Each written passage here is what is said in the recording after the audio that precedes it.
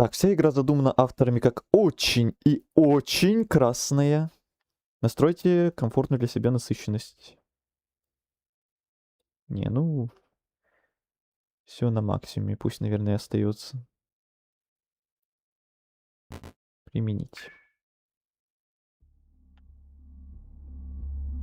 Там, где тишина царит, в отличие от городов шумных. Во мраке, что свет поглощает, да среди лесов густых близ деревни скрывается тайна. Бабушка Рита. Бабушка главного героя, насколько я понимаю. Сказки нам рассказывает. О существе, что живет во тьме лесной, людям принято шепотом рассказывать. Это история о тварюке, могущественном лешем. Мало кто лицом к лицу встречался с ним. Но всякий, кто в чащу ступает, чувствует его присутствие в каждом листике дрожащем, в каждом скрипе деревьев. Звери по норам прячутся, птицы замолкают, а деревья склоняются пред хозяином леса, услыхав движение корней его древних. У всякого кровь в жилах стынет в присутствии его. Боялись его все пуще твари любой. Отсюда и прозвище Тварюк. Тварюк. Бывает, по лесу бродишь и слышишь то скрип, то плач. А это души неспокойные до сих пор среди дубов летают, да покоя ищут за проступок перед лешим.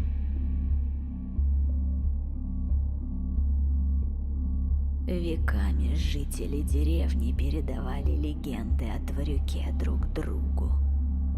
О том, как он с ума сводил путников, что так и остались где-то в лесу, да о деяниях его страшных.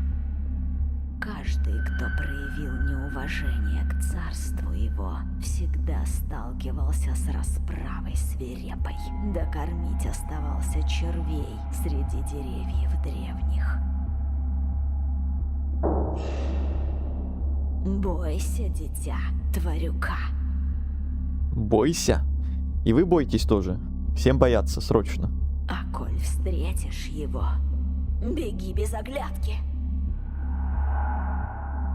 А он что, так в наших лесах и бродит? Лёшка. Вот и слушай.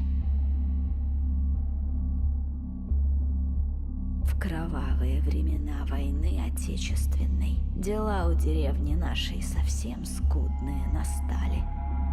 Разбойники набегать начали, издеваться над жителями. Чё вы там про главное меню говорите?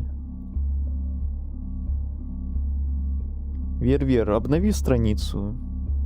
Если у тебя что-то зависло или у тебя задержка, может, какая. Чё вы меня пугаете своими главными менюшками? Все нормально, все работает. Шутки эти ваши. Не смешные.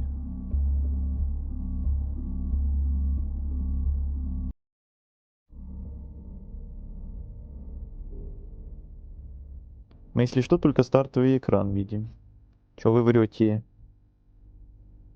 Я вижу, что вы видите.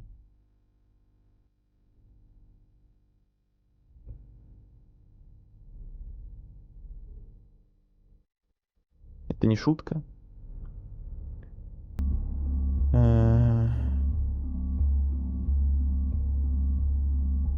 Серьезно, главное меню все это время было? А чё так? А как так-то? А я не понял. А что такое? А что это было? Ну-ка, дубль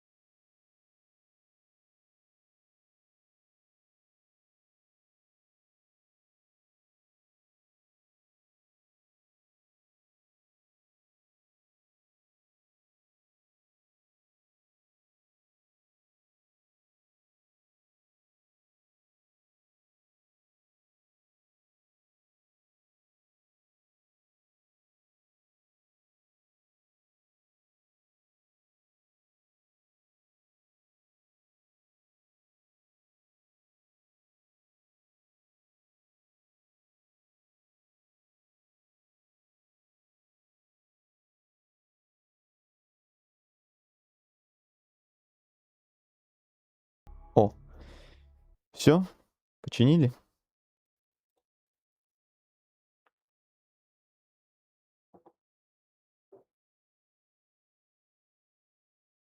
Странно, что-то с захватом игры, видать, неправильно получалось.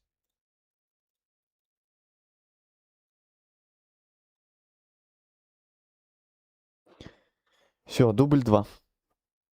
Так, настройка яркости такая же. Все заново, все забыли. Там, Дубль где 2. тишина царит, в отличие от городов шумных. Бабушка Рита еще раз.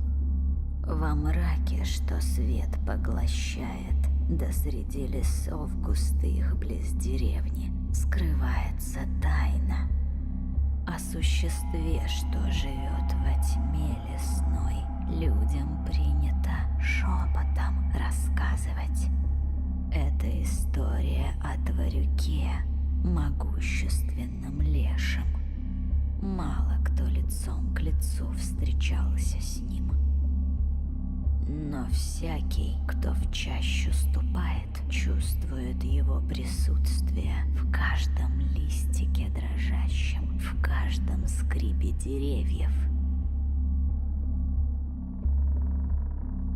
Звери по норам прячутся, птицы замолкают, а деревья склоняются пред хозяином леса, услыхав движение корней его древних.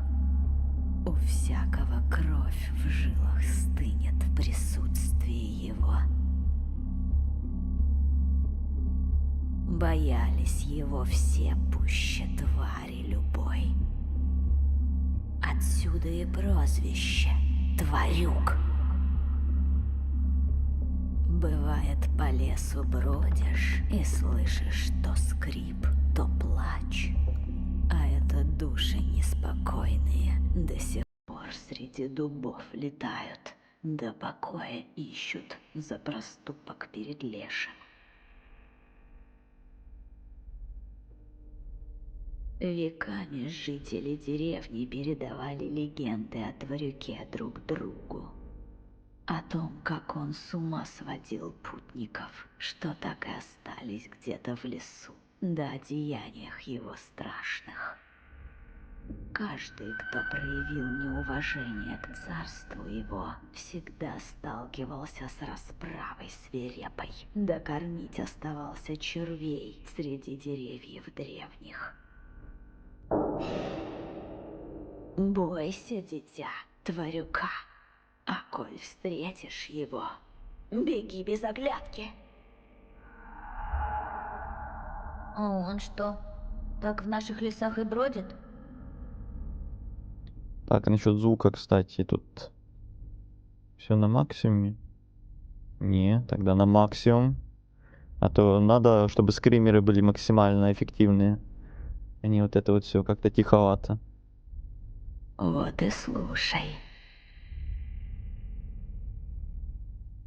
В кровавые времена войны Отечественной дела у деревни нашей совсем скудные настали. Разбойники набегать начали, издеваться над жителями. Мужиков крепких, что отпор дать могли хулиганам, на фронт увезли.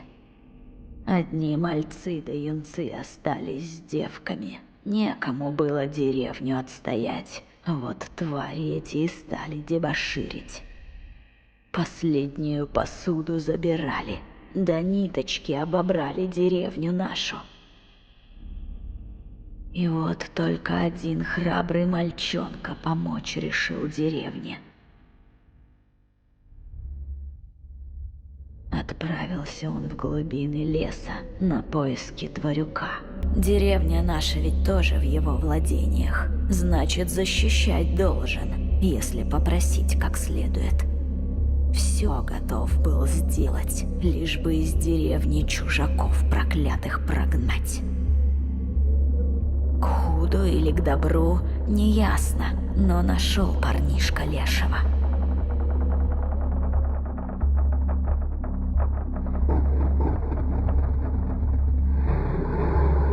Исход их встречи никто так и не знает. Некоторые говорят, что Тварюк принял мальчишку под свою защиту, превратив его в волка дикого.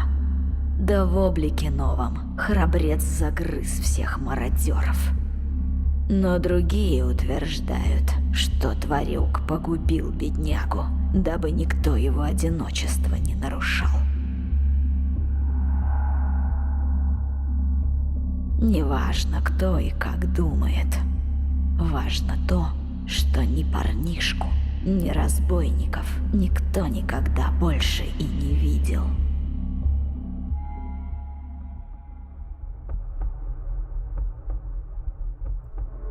Глава 1.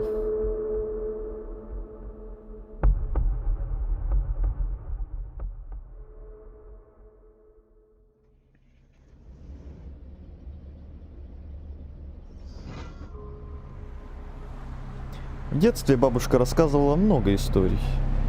Те, что были о лесной нечисти и местном фольклоре, были моими любимыми. Я всегда с теплотой буду вспоминать ее сказки. Больше всего я любил рассказы о злом лешем Тварюке, который, по легендам, обитал в окрестностях здешнего леса. Дед часто в шутку пугал меня, что Тварюк придет ночью и в лес утащит, коль огород копать не буду или буду вести себя плохо. Жуткое, но на самом деле прекрасное и беззаботное детство в деревне. Я скучаю по этому. После смерти бабушки мне достался ее дом. Временами стыдно, что я не занимался им. Один раз ездил для оформления документов, а потом как-то не нашел времени. Хотел бы продать, но кому нужна старая ветхая лачуга в глуши? Кто бы мог подумать, но сейчас этот дом пригодился мне как никогда кстати. Не секрет, что, влезая в криминальные схемы, можно нажить нехилые проблемы. Не думал, что в этот раз это коснется и меня. Остается надеяться, что Фомин со своими братками не найдут меня здесь.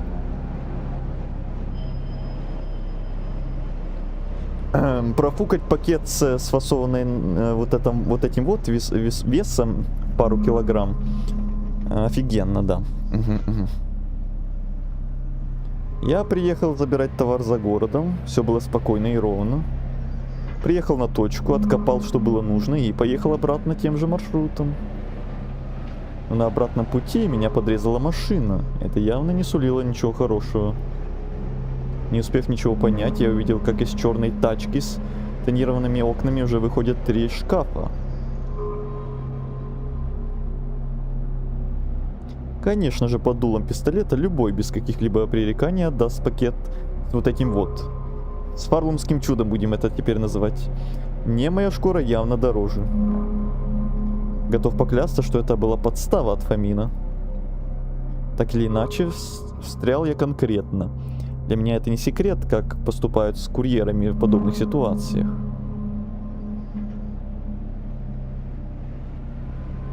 Идти в полицию? А смысл?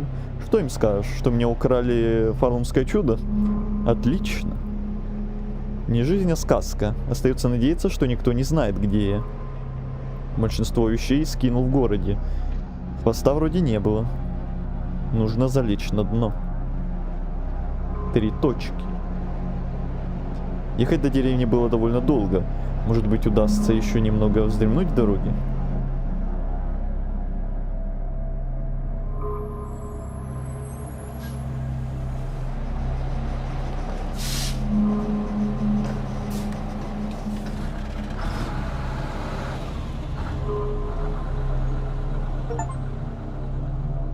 Вы прибыли в деревню. Странно было возвращаться сюда спустя столько лет, словно все эти годы я избегал этого места. За время моего отсутствия деревня стала совсем заброшенной, в детстве она выглядела ярче и людей было больше. Сейчас же здесь почти никого не осталось. Может, с десяток стариков, доживающих свой век, и я, сбежавший от проблем.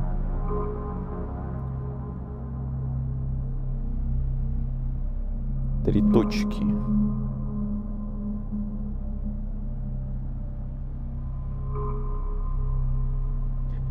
Я быстро нашел дорогу. В детстве мы часто бегали с соседским парнишей на перегонке от бабушкиного дома до остановки.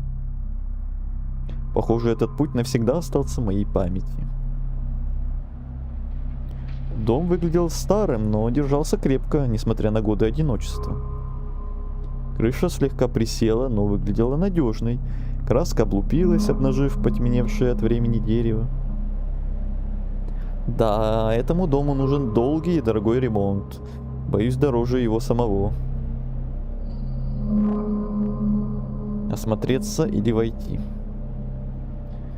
Ну, на таких выборах я буду всегда сохраняться, понятное дело.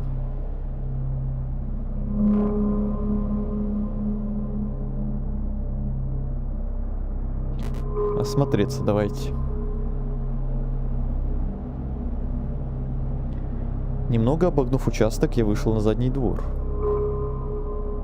На перекосившейся конструкции, что когда-то являлось основанием пугала, неподвижно сидел ворон. Он застыл, словно каменная горгулья, и даже не дрогнул при моем появлении.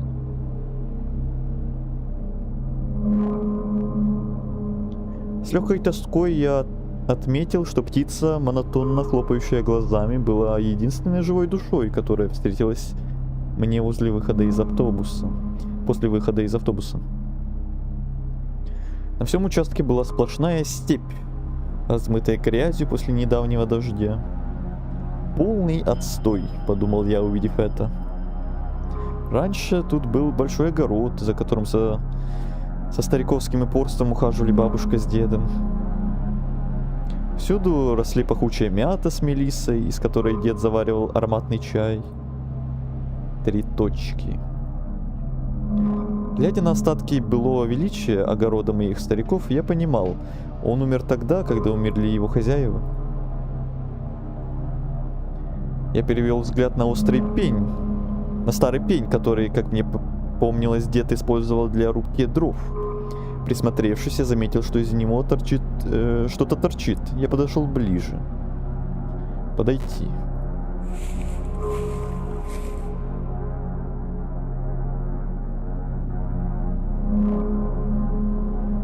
В пень был воткнут старый ржавый нож. Я присел на корточки и внимательно осмотрел его. Пара трещин на потемневшей от времени рукояти и местами заметно затупившееся лезвие. Может ли он мне понадобиться в этой глуши? Взять или уйти? Взять. Вы достали нож из-под пня под домом. Я вытащил нож из размокшей древесины и взвесил его в руке. Он был легче, чем казался на первый взгляд. Может пригодиться. Да, лучше оставить его при себе. Ничего интересного вокруг дома я больше не нашел. Кругом только грязь, доски да сухие заросли. Торчать на улице и дальше мне не хотелось. Войти.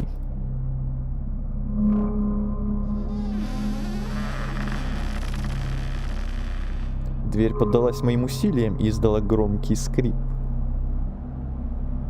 Валившийся воздух встревожил пыль, заставляя ее кружить по всему помещению. Все выглядело так, будто время застыло с того момента, как я в последний раз был здесь. Старый телевизор. На полке стоял старый телевизор с большой трещиной на экране. Насколько я помню, нерабочий. Отец по неосторожности разбил его, когда мы перебирали вещи в доме после смерти бабушки. Еще в годах так 2000-х мать с отцом купили его старикам, потратив какую-то часть своих накоплений. Помню, мы все вместе сидели перед ними, слушали дедушкины ругательства, пока он настраивал антенный кабель, чтобы поймать сигнал. Теперь телевизор был просто мрачным свидетелем былых радостей, молчаливым и покрытым пылью. Газовая плита. На плите, покрытой толстым слоем сальной пыли, стоял старинный чайник с потертостями на корпусе. Днем дедушка заваривал для нас с бабушкой ароматный утренний чай из бережно выращенных и собранных на огороде трав, мяты, мелиссы и душиц. Помню, как в одной из таких чаепитий бабушка пекла в духовке что-то вкусное и попутно рассказывала мне, как отец с дедом потратили целый день, чтобы привезти эту плиту из соседнего города. Это было сразу же после того, как бабушка нажаловалась деду, что у нее треснула каменная печь. Тогда в деревню как раз проводили газ. И плита для нее стала новым чудом техники, как она любила говорить. Фотография.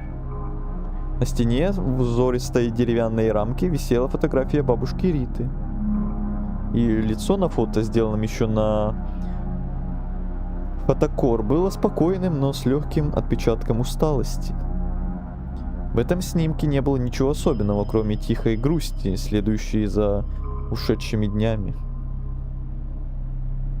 Я осмотрел открывшееся глазам помещение, ощущая, как дом перестал быть мне таким же родным, как раньше.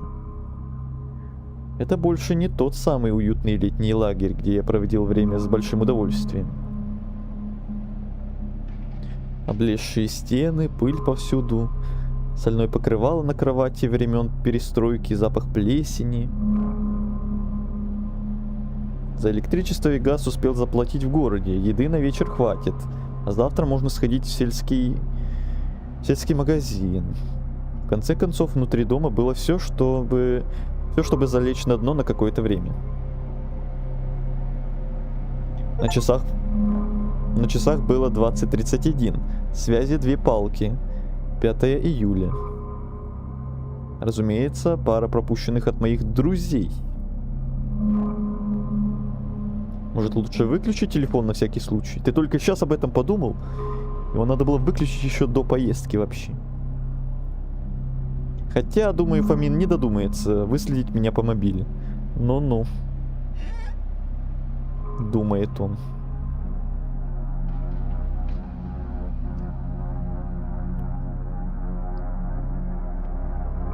Кровать, которая чудом уцелела за это время, скрипнула. Старые пружины чувствовались под плотной тканью. «Полный отстой», — подумал я. В моих детских воспоминаниях дом действительно выглядел лучше. Он был живым. Сложно представить, как мы, старики, прожили здесь всю свою сознательную жизнь. Думаю, они были бы счастливы везде. Они были бы счастливы везде друг с другом. Мать рассказывала, что когда умер дед, бабушке стало совсем плохо. Здоровье сразу пошло под откос, и она долго отказывалась ехать в больницу, в город, как бы мать на этом не настаивала. После смерти деда не прошло и года, как бабушки и не стало. Надеюсь, им сейчас хорошо вместе. 3 точки. Надо прекращать думать о грустном. И так тошно. Хватит портить себе и без того паршивое настроение. Чаю попить, что ли? Зажечь. Огонь вспыхнул, видимо, газ уже дали. Черт, все как в тумане. Мысли об уродах, от которых я вынужден тут прятаться, никак не покидали голову. Сколько я смогу сидеть в этой конуре? Как мышь. Месяц? Год? А если они найдут меня, то что тогда? Понятно, что они не станут меня слушать. Сначала пальцы сломают, потом с моста выкинут в реку. Может, они все-таки дадут шанс как-то отработать? А когда придется бесплатно? И тогда придется бесплатно пахать на них кучу времени. Легкие деньги обернулись проблемами, которые не знаешь, как разгребать. В бесконечных попытках придумать, как возместить ущерб, успеха я не добился. Мои сбережения составляли около 90 штук, которые я успел заработать на досуге. Этого, конечно, не хватит, чтобы откупиться или купить товары на замену. Да и связи у меня таких нет. Координаты пакетов, которые надо было разносить, выдавались анонимно. Единственный, кого я знал, это Фомин Паша. рекрутер в этом бизнесе и по совместительству 2-метровый боксер-вышибала.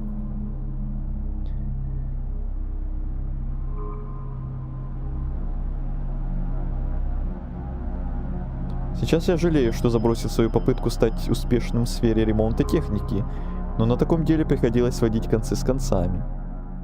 3 точки.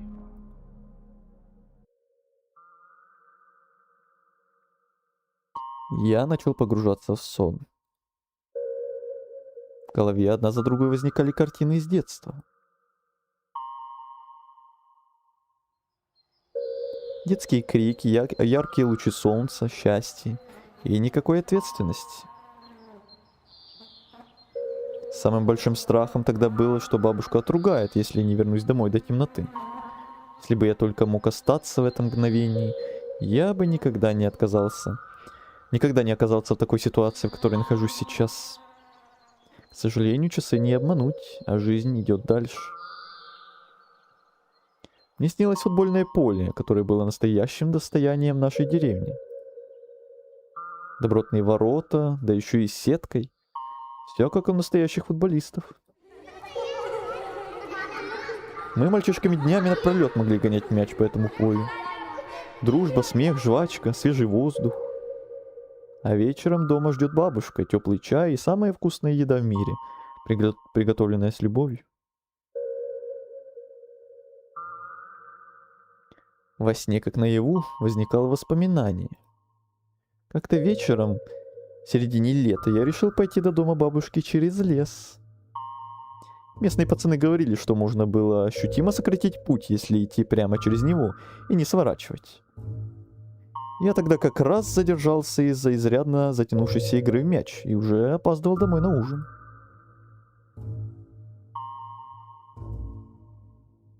Окружающий нашу деревню лес был очень густым и непроглядным. Он шумел множеством голосов природы, словно пытаясь заглушить звуки деревенской суеты. Бабушка с дедушкой никогда не разрешали мне по нему гулять, припугивая тем, что заблужусь и меня волк утащит. И укусит за бочок. И съест. После того, как укусит. Я двигался прямо, уверенный в том, что иду в правильном направлении. Солнце проникало сквозь густые ветви, создавая игру света и тени на земле. Лесные звуки становились все более жуткими. Начало казаться, что кто-то наблюдает за мной. Чаще сгущалось вокруг меня, и я начал понимать, что иду уже слишком долго, хотя ребята говорили, что идти совсем немного.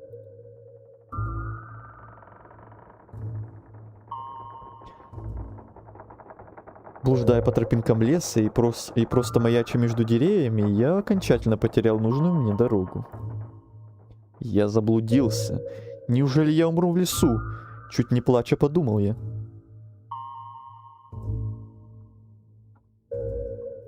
Так, влево, прямо или направо?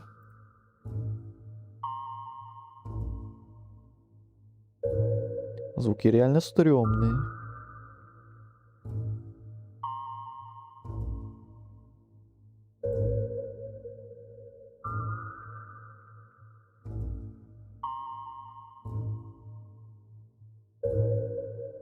Давайте прямо. Еще раз прямо. Еще раз прямо. Еще раз прямо.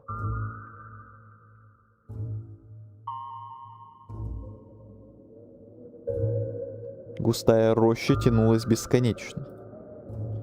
Под ногами раздавался шорох сухой листвы, а воздух был наполнен лесными ароматами. И сделал глубокий вдох в надежде уловить запах сосновых иголок и свежего мха. Но вонь, возникшая словно из ниоткуда, резко ударила в нос, вызывая тошноту.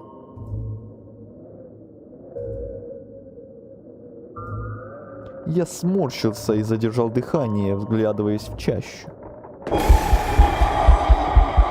Вдруг из леса выскочила темная и страшная скрюченная фигура. Чудище, окутанное корнями, словно броней, материализовалось среди деревьев и уставилось прямо на меня. Мое сердце выпрыгнуло из груди, а изо рта вырвался протяжный крик. Сам того не понимая, я рванул, что есть сил. Я перепрыгал препятствия, резался о кусты, лишь бы не останавливаться. Легкие готовы были взорваться, но я продолжал бежать. Бежать без оглядки.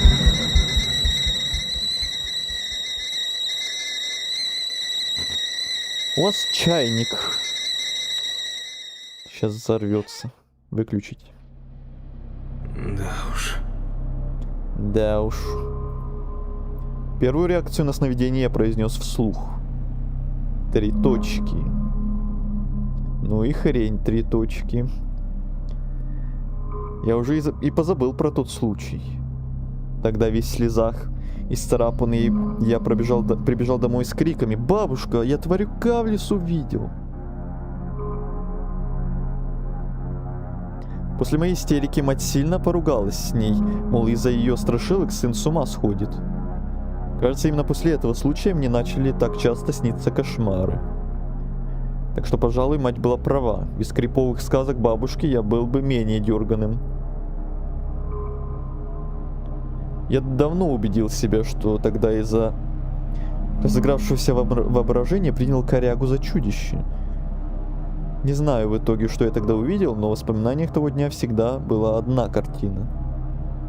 Леший, точь-в-точь такой, каким его описывала в моих сказках бабушка, стоял посреди леса и таращился на меня своими красными глазами.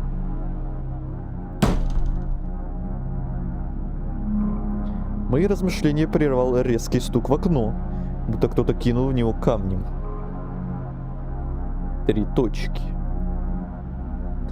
Они же не могли меня выследить? Нет, Фомин не должен вообще знать про это место. Если только... вычислит по телефону? Нет, это уже паранойя. Не хочу оставаться совсем без связи. Ты там хотел чаю попить вообще-то. Надо проверить, что там. Посмотреть.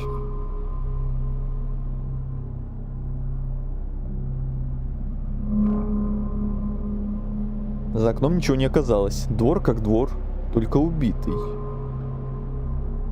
Если жизнь наладится, то я обязательно наведу здесь порядок. Моя бабушка с дедом и вправду любили это место. Это место. Надо отдать дань уважения ушедшим из жизни родственникам. Блять! Ты куда летишь, сука дурная? Совсем спятила пугать так, шизанутая? Так с нервного срыва можно к бабке отправиться на тот свет. Что в городе, что тут психушка. Нужно расслабиться, налить себе чай и пожрать. Я расчистил стол и принялся к приготовлению своего первого за долгое время ужина в деревне. Достал из рюкзака баранки с парой конфет, которые в спешке прихватил в ларьке на вокзале. Заварил себе зеленый чай с мятой. Забавно, все выглядело прямо как в детстве. Все-таки хорошее было время. Хотя и неделю назад тоже было не так плохо. Отогнав хмурные мысли, я отпил из кружки, представляя, что в ней той самый чай, который мне в детстве заваривал дедушка. Но, увы, вкус был совсем не тем.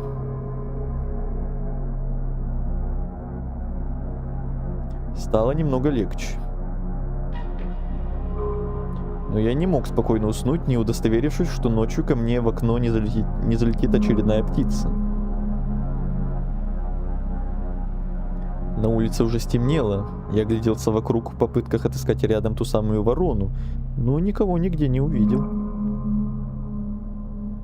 Все тот же неухоженный двор и густой лес с мрачно покачивающимся в своей тени деревьями.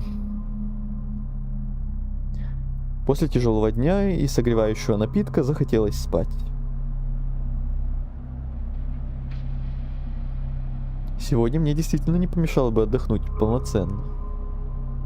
Но перед сном В голову, как всегда, лезли тревожные мысли. Гроб с моим телом медленно опускается в яму. Каждый стук земли о крышку звучит, как последний удар сердца. Меня больше нет, только холод и тишина. Мое тело растворится в этой земле, сгниет и станет пищей для червей. Мама будет стоять у могилы с опухшими от слез глазами. Ей не верится, что ее единственный сын теперь в этой деревянной коробке. Будет ли она думать, что это какая-то ошибка, что я вот-вот встану и обниму ее?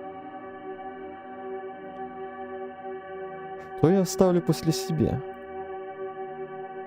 Все, что казалось важным, превратится в труху и сгниет вместе со мной. Меня забудут. Все, что я сделал, хорошее и плохое, все это поглотит земля.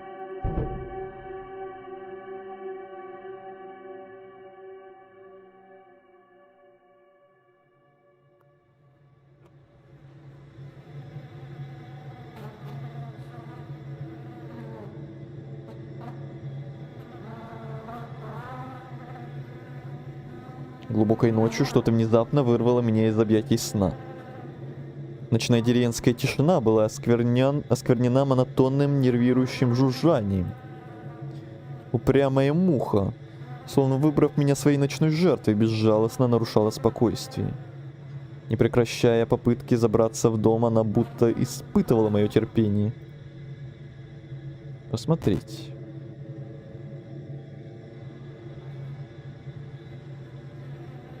Я поднялся с кровати и посмотрел в окно, за которым простирались силуэты темного леса, поглощенные ночью. Назойливая муха беспрестанно ползала по стеклу. Я стоял и следил за насекомым, чувствуя, как тревога без особой причины начинает окутывать мое сознание. Постучать.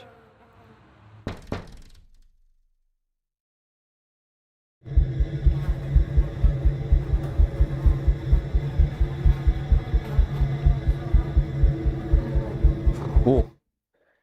Фу-фу-фу-фу-фу. Вы прошли первую главу. Глава вторая.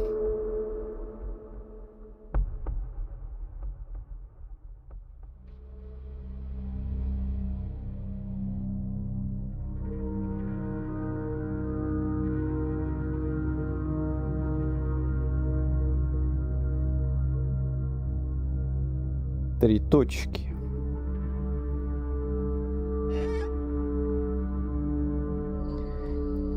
Этот древний матрас будто специально создан, чтобы убивать мою спину. Как всегда, проснувшись в холодном поту, спасибо стрессу за очередной кошмар. Ну, комфорта нет, зато живой. Вполне себе обмен. За окном стоял серый и пасмурный день. Да уж. Ни хрена хорошего, кажется, сегодня не произойдет, хотя для меня это даже привычно. О, зарядка. Правильно, правильно. Немного размяв кости, я решил пройтись по этой дремучей деревне. В голове крутилась мысль о местном магазине. Надеюсь, он еще не закрылся. В противном случае мне придется вспомнить детские уроки выживания и отправиться воровать яблоки на пустующих участках. Как было бы просто и беззаботно сейчас бродить по округе в поисках сомнительной пищи, если бы не мои текущие не совсем законные дела. Но кто я без них? Нужно запастись едой на пару дней и заодно посмотреть, что тут да как. Может, и встречу кого из местных, разведаю новости, узнаю, как изменилась жизнь в этом уголке мира, пока меня здесь не было.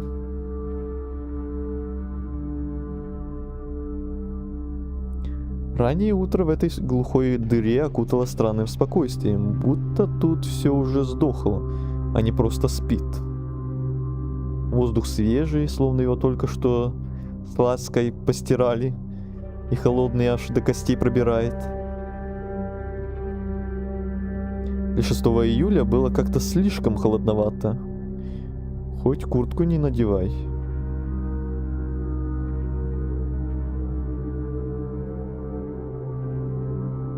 Тем не менее, в этом утреннем пейзаже было нечто такое, что на мгновение возвращало вкус жизни.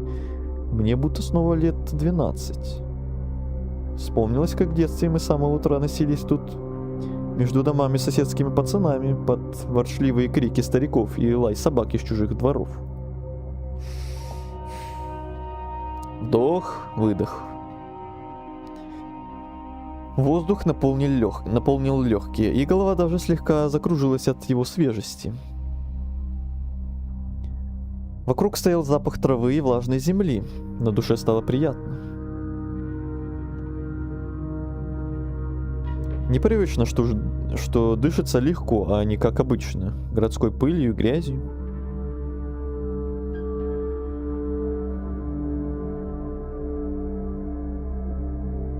Шагая по затихшей деревне, я будто замедлился сам, подстраиваясь под ее ритм, под ее медленный ход жизни. Тишина и покой вокруг невольно заставляли оглянуться на прошлое и задуматься о будущем. 3 точки. Я смотрел на пустые окна и облупившиеся стены. Когда-то тут жили люди, а теперь все разваливается и будто смеется над моими воспоминаниями. Сейчас здесь осталась только разруха и давящее чувство, что прошлое безвозвратно ушло.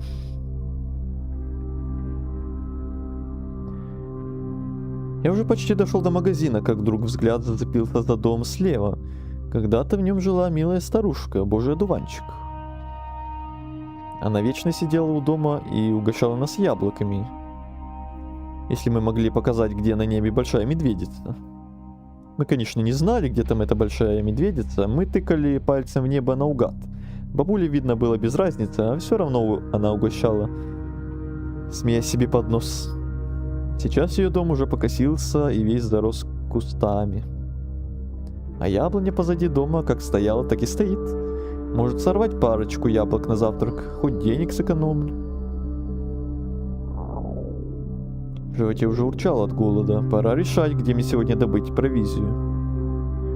Справа стоял магазин, где, думаю, можно взять что-нибудь перекусить, если там хоть что-то осталось. Слева заброшенный участок с покосившимся забором, за которым все еще росла яблоня.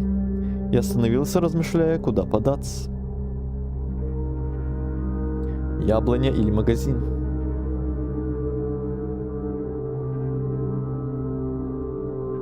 Куплинов, я помню, выбирал яблоню. Давайте я выберу магазин. По крайней мере, пока что.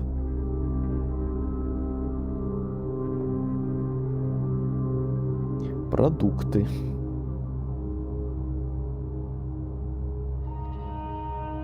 Я остановился в 5 шагах от магазина, который слишком карикатурно приютился островком ностальгии в этом забытом месте. Старенький, но добротный, облупившаяся вывеска «Продукты» над дверью казалась приглашающей, несмотря на потрепанный вид.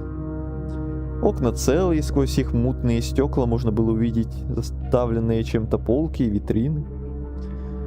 Старость строения не казалась упадочной. Скорее, она придавала ему характер, который говорил о тихой уверенности и стойкости перед лицом времени. Воздух вокруг был наполнен все теми же знакомыми запахами деревни. На мгновение я снова почувствовал себя ребенком, пришедшим в магазин за мороженым в вафельном стаканчике. Подойти. Открыть. Закрыто. Должен же кто-то быть в единственном магазине в деревне. Эй, есть кто? Звук собственного голоса показался мне оглушающим в этой тишине. Я продолжил дергать ручку, не оставляя попыток открыть дверь. Эй! Сзади меня кто-то откликнул, и я вздрогнул так, что чуть не потерял равновесие. Люди. Молодой человек, вы чего ломитесь?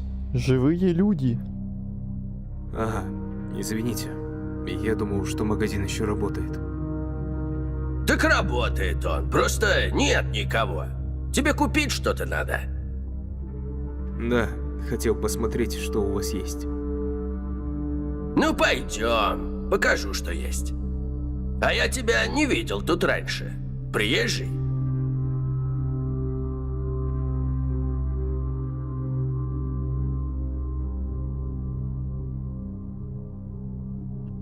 Я согласно кивнул.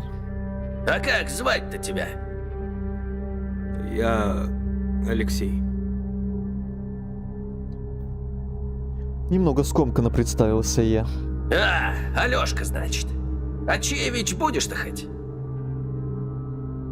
Я скрипнул зубами. Ненавижу, когда меня называют Алёша. Давайте просто Алексей. Ну что же, Алексей. Меня Степан звать. Лаптев Степан Вольфович. Будем знакомы. Я пожал руку новому знакомому, который, судя по всему, был здесь местным. Хотя я его совсем не помнил. Ну пойдем. Чего встал-то? Так ты двери открываешь. Я за тобой. Степан достал связку ключей, на ощупь нашел нужный и без суеты открыл магазин. Я последовал за ним вглубь, внутрь и оказался в темном помещении. Сейчас, Алексей, погоди секунду. Чего он там возится в темноте? Ищет палку покрепче, чтобы... Свет включу. Сейчас. 3 точки. Из города приехал? Угу, из Москвы. Нехотя пробурчал я. Я не привык разглашать сведения о себе незнакомцам, но Москва настолько огромная, что эта информация вообще ничего не значила. О как! И чем сейчас молодые там в столице занимаются? Профессия-то у тебя есть хоть? Вопрос был задан с таким напором, что я на мгновение ощутил себя школьником, которого вызвали на ковер к директору. Однако я решил не юлить и ответил отчасти правдой. Да, на электрика в техникуме учился. Про себя я усмехнулся. Не буду же я ему говорить про свою реальную профессию. О, электрик — это дело нужное. Знаешь, у меня вот тут недавно радио играть перестало. Может, взглянешь, электрик? Денег за ремонт только не дам, не водится нынче. А вот чаем напою. Не водится, а в магазине чем тогда расплачиваются? Фантиками? Чаем тоже, что ли? Вот это шабашка, подумал я с иронией. Возвращаться к своим реальным проблемам я пока не хотел, поэтому никуда не торопился. Да и сколько себя знаю, мне всегда легко давались восстановление разного рода приборов. Не самой большой сложности, конечно, но со старым радио я управлюсь. Помню, когда учился на электрика в Шараге, пару раз даже сходил на практику из чистого любопытства. Работу дали нетрудную, техобслуживание подъездных электрощитков. Один раз даже удалось найти закладку, казалось бы, надежно запрятанную коллегой-курьером. Осуждаем. Я еще раз взглянул на Степана и перевел взгляд на старое радио, расположившееся на краю стола. Да и чего бы не помочь старику, наверное, радио тут одно из очень немногих развлечений. Ну, давайте посмотрю. Да, вон там стоит, пойди посмотри. Пойду.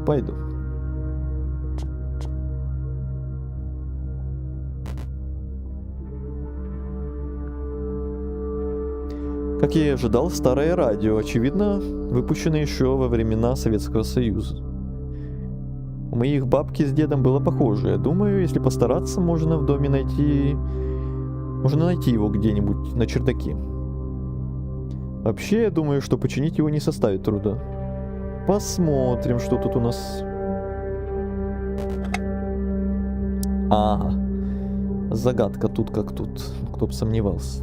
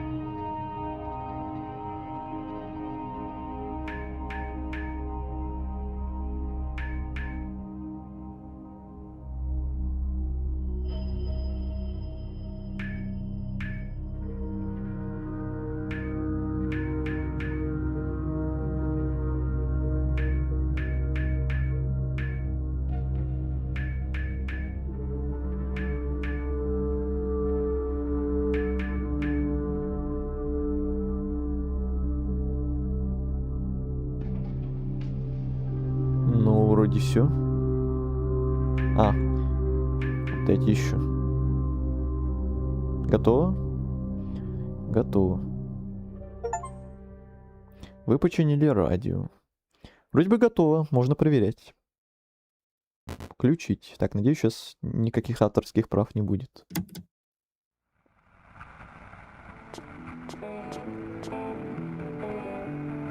О, гляди! Заработало! Ну, руки-то у тебя золотые. Сразу видно мастера. Знаешь чего? А радио-то это непростое. Однажды случилась забавная история. О, сейчас будут истории. Мы с котом моим тогдашним, Васькой, черный чертенок такой, закрыли магазин и сели ужинать. Ну, как? Я за стол сел, а коту в миску супа положил. 3 точки. Включаю радио, а там говорят про какую-то танцевальную музыку. Слышу, Васька начинает мяргать. И вдруг, как только заиграла музыка, поднимается и начинает танцевать на задних лапах. Что, серьезно? Я так смеялся. Потом пытался ему включить музыку еще раз. Но он только лениво посмотрел на меня и спать улегся. 3 точки. Степан посмотрел на меня так, будто оценивал мою реакцию на его историю. Но я лишь пребывал в недоумении. Спасибо тебе, Алексей. Со скуки теперь точно не помрем. Да пустяки. Я скривил улыбку и развел руками. Ну, как и обещал, пошли, чаем напою. А мы что-то купить еще вообще-то хотели. Расскажешь, как там городские живут нынче. С утра я совсем ничего не ел. Дед вроде приятный был, подумал я, но чего чая... Но от чая я не откажусь. Да ты утром уже и так чая попил, но чая много не бывает. Я согласно кивнул. Ну вот и замечательно. Пошли.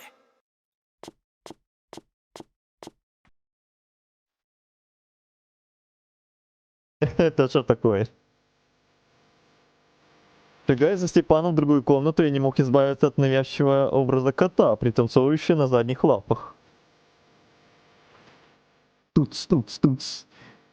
Туц, туц. Вот это он жарит.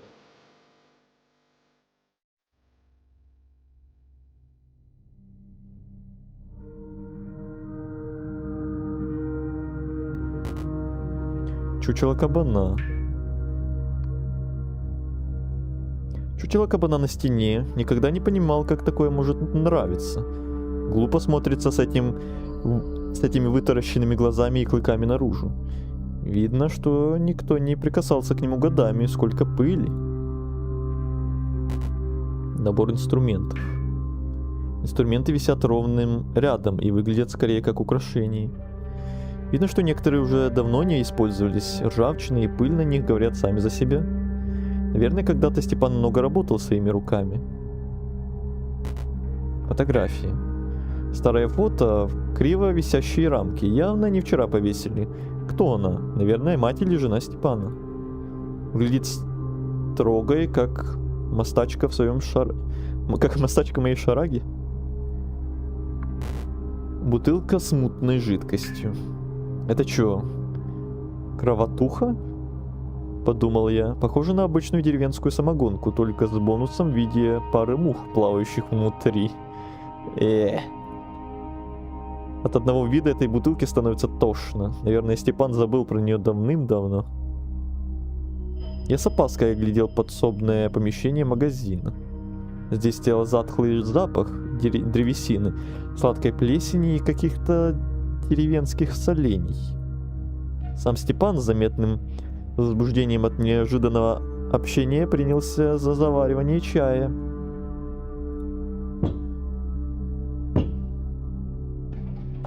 Опять чайник. Степан уселся за стол.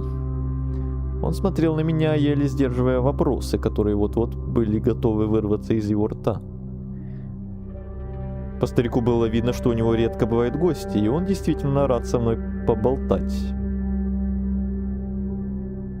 Ну как, нравится у нас? Редко кто забредает сюда из города.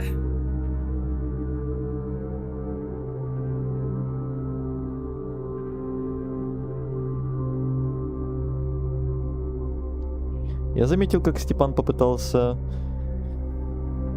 за улыбкой скрыть свое неловкое волнение. Я улыбнулся в ответ, решив поддержать разговор. Да, здесь все совсем по-другому. Тихо, по-домашнему. Коровы, козы.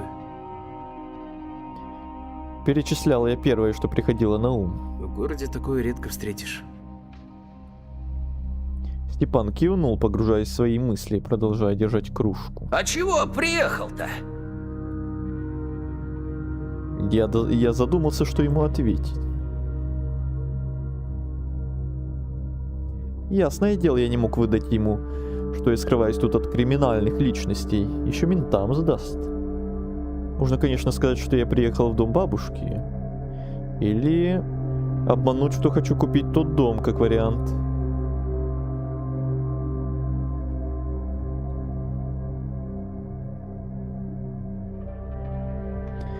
Приехал в дом бабушки. Да вот, приехал в доме бабки с дедом порядок навести.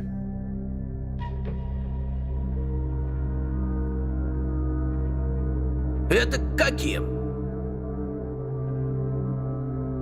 Степан явно задумался, перебирая в голове оставшихся в этой глуши стариков. Я решил не заставлять его гадать. Да нет их здесь уже. С нами. Маргарита и Николай Павловы. О как! Ты Ритке с Коляном внук, получается? Ритки с Коляном, внук, да, получается, да. 3 точки. Да, золотые люди были. Как сейчас их молодых вспоминаю. Эх, молодежь все в города тянет. А здесь, в деревне, знаешь, свои прелести. Ритка с Коляном это лучше всех понимали.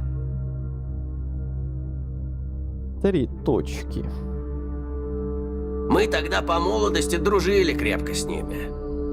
Зимой на санях гоняли до одури. Весной кто в огороде, кто в поле с утра до вечера.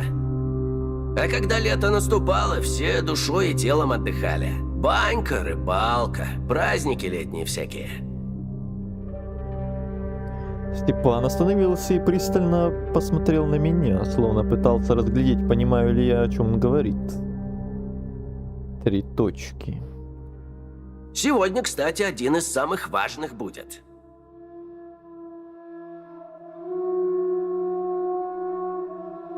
Ночь с 6 на 7 июля. Ночь Ивана Купала, если не знал. Любили мы праздник этот, когда юными были. Душа, как говорится, песни просила. Через костер прыгали и байки всякие страшные травили. Мол, на Купальскую ночь черти из нор своих вылазили. В нашей деревне всегда во всякую чертовщину верили. Староверами были. До того боялись, что за руки, за ноги в ночь на Купалу в лес не утащить было. Так вот, помнится, в одну из таких ночей все деревни снова гуляли. Парни песни петь и костры разжигать принимались. А девки тогда, как обычно, гадания устраивали. Венки на голову надевали, да к берегу речки бежали. По воде их пускали, чтобы судьбу узнать. Куда уплывет, оттуда и жених. Если к берегу прибьется, свадьбы в этом году не жди. Ну, это все по поверьям, конечно. Ритка, бабка-то твоя, венок тоже по речке пустила. А он, представляешь, проплыл немного, и как он мчал на всех парах вперед, будто сам Купала его туда направил. А с той стороны как раз Колян выходит. Девки все сразу хихикать начали, а он, ничего не понимая, только и успел Ритку, прыгнувшую на него,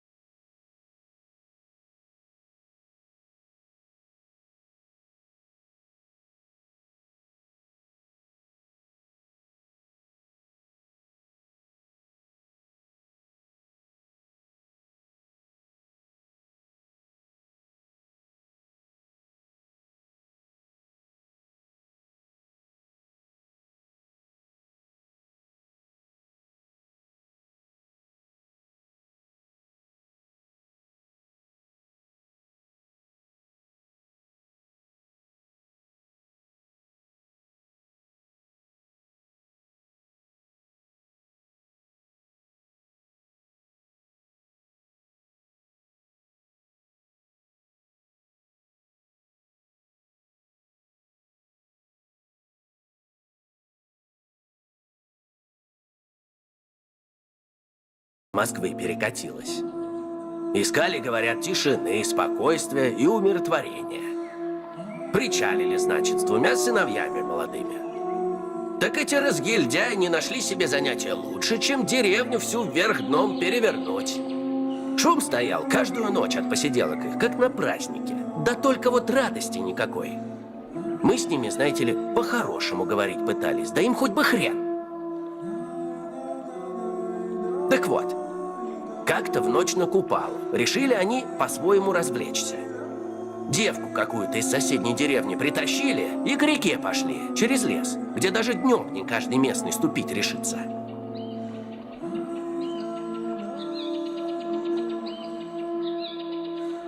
Привет, а как ты поставил моды на Ведьмака, если ты играешь через консоль? Я тебе уже отвечал на то твое сообщение в начале стрима. Можешь либо вверх промотать и увидеть его, или я могу еще раз повторить. То, что я играю не с консоли, а с ПК. На консолях моды не поддерживаются вроде как.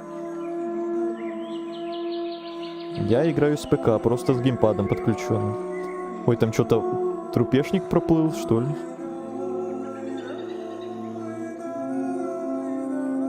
Думали, наверное, в наших лесах волшебство найдут. Или что вы там городские ищете? Ночь-то прошла, а вот утром их как не было, так и нет. Полиция с собаками весь лес перерыла, да только к ночи одну девку отыскали. Напуганная до смерти, говорят, была. Говорить не может, только мычала что-то, да бормотала несвязно. От парней только и осталось, что пара клочков одежды в крови испачканной, а самих будто земля проглотила. 3 точки.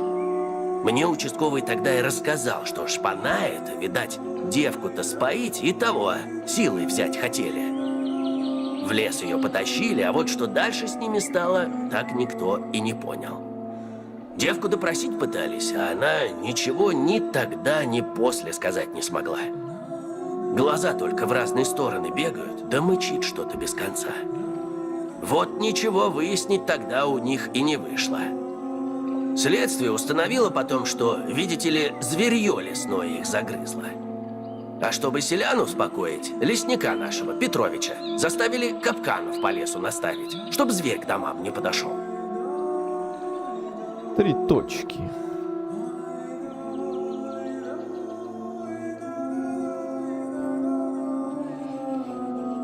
Я с некоторым напряжением слушал рассказ Степана. Это совсем не было похоже на сказки моей бабушки.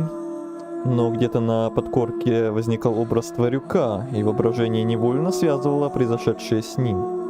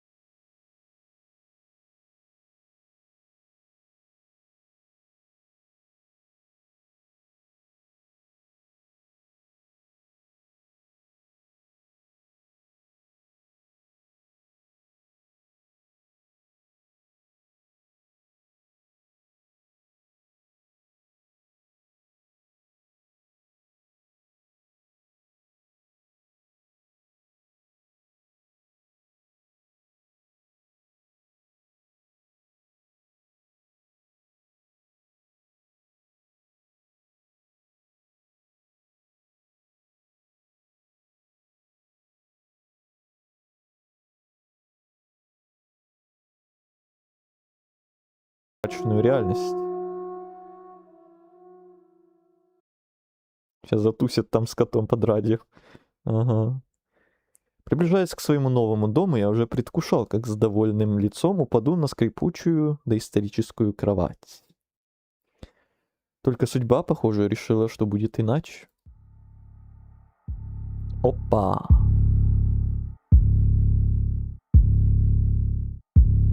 Перед моим домом стояла восьмерка, в которой можно было разглядеть 3 знакомые физиономии. Блин. Это были Паша Фомин и его братки Вася и Третий. Не помню, как его там звали.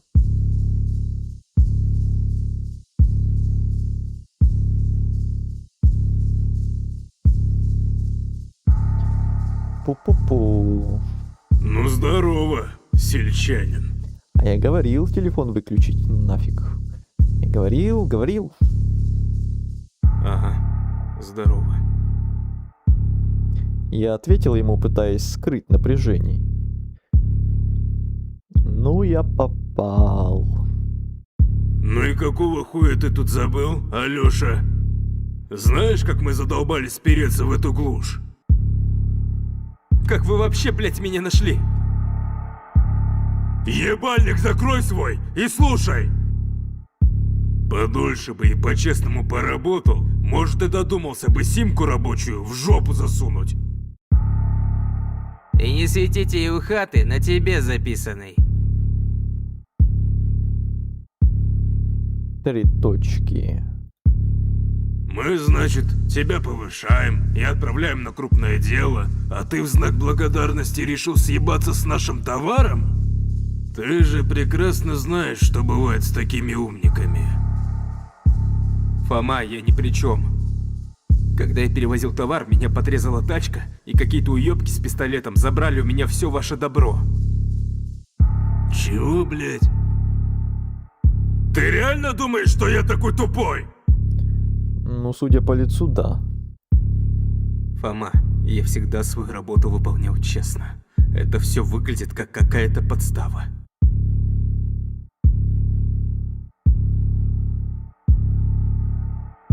Курьерная лестница. Может, тех сук вы и подослали, а сейчас меня наебать пытаетесь. Ты охуел? Ты сейчас кого под сомнение ставишь? Ты думаешь, мне трудно тебя грохнуть и закопать в этой дыре?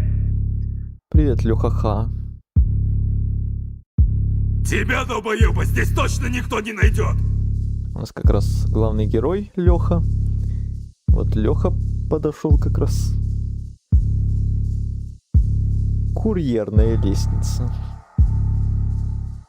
Я не пытаюсь дерзить. Фомин, успокойся. Откуда я тебе достану товар, которого у меня нет? Да мне похуй, сука! Хоть роди, хоть высри! Ситуация накалялась. Я сжал челюсти, ощущая, как учащенный пульс начал стучать по вискам. Дать отпор или промолчать?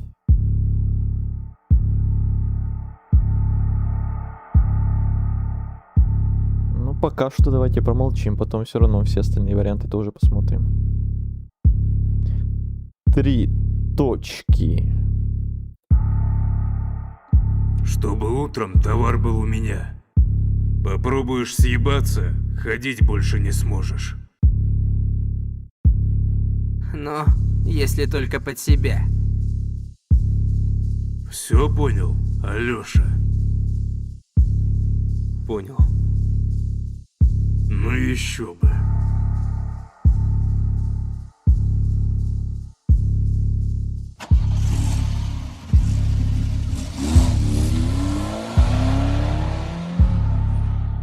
Звук мотора уезжающей машины запустил отсчет времени.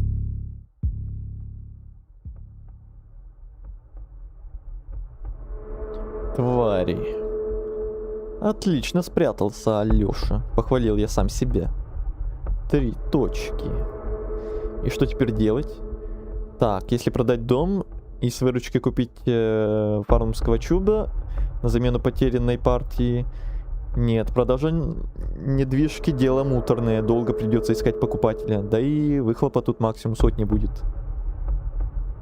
Бежать не вариант, снова найдут, и тогда точно капец. 5 точек. Это уже покруче, это уже не 3 точки, это уже 5 точек. Еще и красные, еще и дергаются. Блин, да что делать-то? Я в отчаянии схватился за голову, хотелось сорвать волосы, орать, разбить что-нибудь. Но это не помогло бы. Беспомощность сводила с ума. Если этот мир отвернется от тебя, иди в лес. Там ты найдешь либо спасение, либо смерть. В лесу все честно. Я вдруг отчетливо вспомнил слова бабушки, как если бы ее голос звучал в комнате рядом со мной.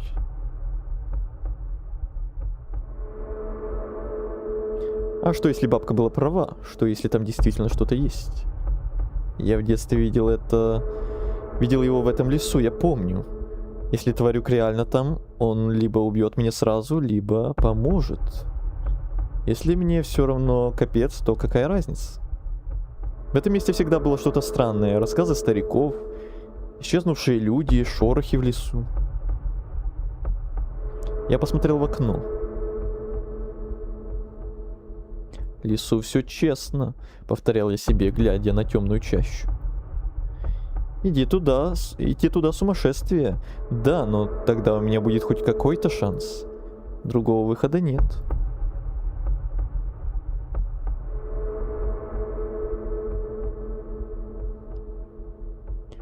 Несколько минут в пути, и деревья сжались вокруг, словно преградили мне дорогу. Шагнуть вперед было страшно, но стоять на месте было еще хуже. В лес. Вы прошли 2 главу. Глава 3.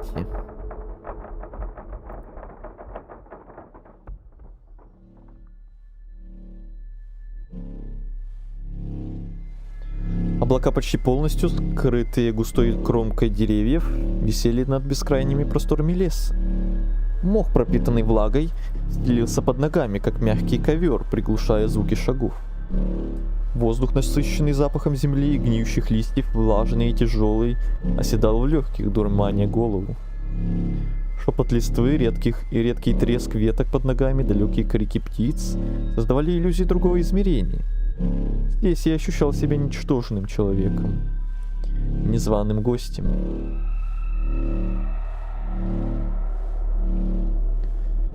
Мысли о прожитой жизни медленно наполняли сознание. Бесконечная борьба за деньги в тихом углу мегаполиса, где каждый новый день приносил новые испытания. Жизнь барыги, полная страха и постоянной перспективы любого капец, оставляя душу, выставляя наружу ее недостатки, отравляя душу. Я даже не заметил, как стал параноиком, который в самый обычный вечер ждет, что к нему в дом кто-нибудь вломится. Воображение рисовало лица людей, чьи жизни были отравлены моим посредничеством, их наполненные горечью отчаянные глаза. Здесь чаще леса все мое прошлое ощущалось грузом, тянувшим меня к земле, к осознанию, что я сам вырыл себе яму.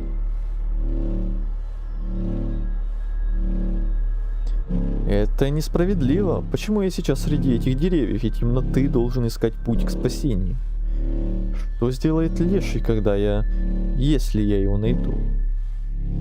Если верить историям, то он не был совсем беспомощным.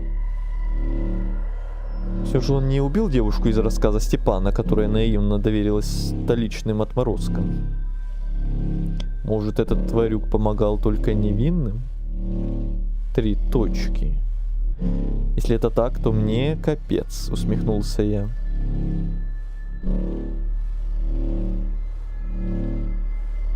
Мысли о тварюке и его возможной крыше уже не приносили утешения. Они скорее вгоняли меня в новый ужас.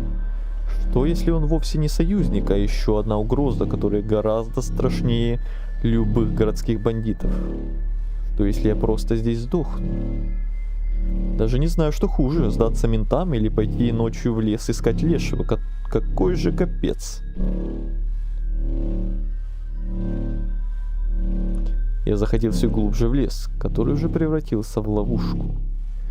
Я будто попал в пасть огромной бешеной собаки, которая постепенно сжимает челюсти, оставляя все меньше пространства для дыхания. Каждый шорох, каждый скрип ветки заставляли мое сердце замирать от страха. Я вновь вспомнил, как бабушка, сидя у печи, тихим голосом рассказывала мне свои истории. «Помни, Лёша, лес всегда смотрит», — говорила она, глядя мне прямо в глаза. «Знает все твои помыслы, а страх за версту чует. Питается им». Теперь ее слова звучали в голове как предостережение. Потеряв счет времени и пройденного расстояния, я старался подавлять внутренний страх. 3 точки. Внезапно глубокую тишину леса пронзил жалобный вой. Я оцепенел, сердце забилось с удвоенной силой, рискуя пробить грудную клетку. Затаив дыхание, я пытался уловить, откуда доносится этот тоскливый звук. Вой повторился, теперь настойчивее, как будто зазывая к себе. Сердце стучало в груди все громче. Внутренний голос навязчиво звенел. Просто блуждая по лесу, я ничего не найду. Повинуясь зову, я сдвинулся с места, медленно, с каждым шагом приближаясь к источнику звука.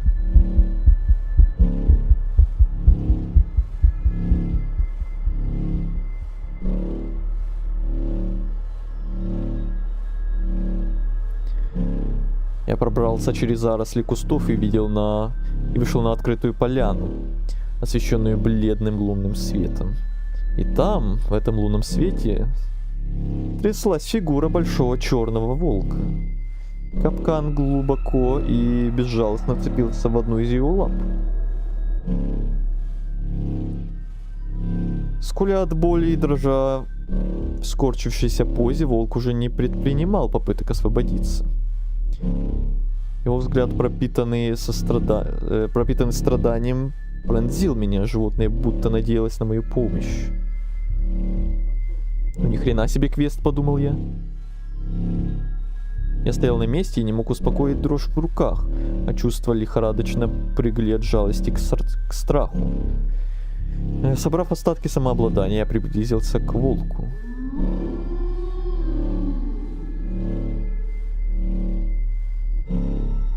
Открыть или уйти?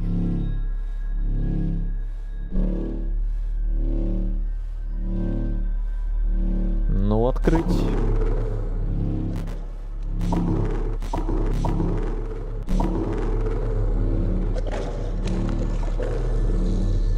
Зверь встретил меня с слабым рычанием, наполненным болью и предостережением. Ужас колючей хваткой сковал все мои движения, но я собрал остатки мужества и решил содействовать.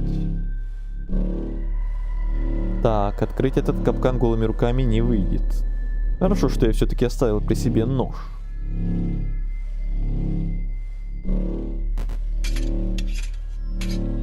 Жми, я жму.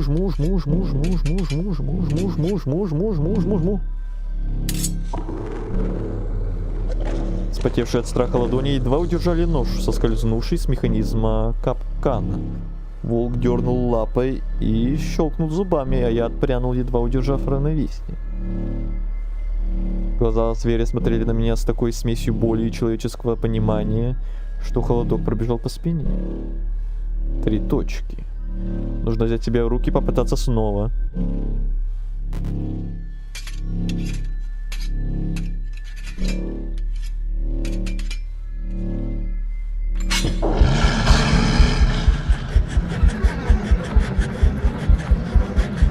Да ну нафиг. Да ну нафиг.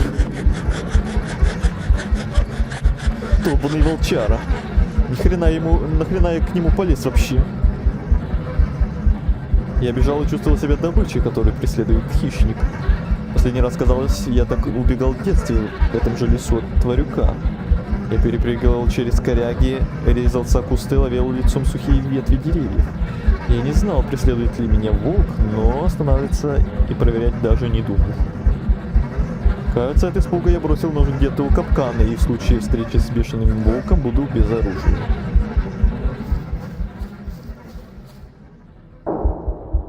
Блять! На полном ходу я выбежал на поляну и не успел отойти от забега, как вдруг среди деревьев возникла высокая скрюченная фигура. Я замер в очередном приступе ужаса, молясь о том, что волк давно отстал и уже не вцепится мне в спину. Вдруг не было ни единого звука вокруг, лишь сердце колотило во всю свою силу. Существо, похожее на изломанного человека, следило за мной и тянуло руку в мою сторону. Мой рассудок уходил все глубже вместе с сердцем в пятки. 3 точки. Некоторое время я наблюдал за напугавшим меня силуэтом, но он оставался неподвижен. Я медленно подошел чуть ближе.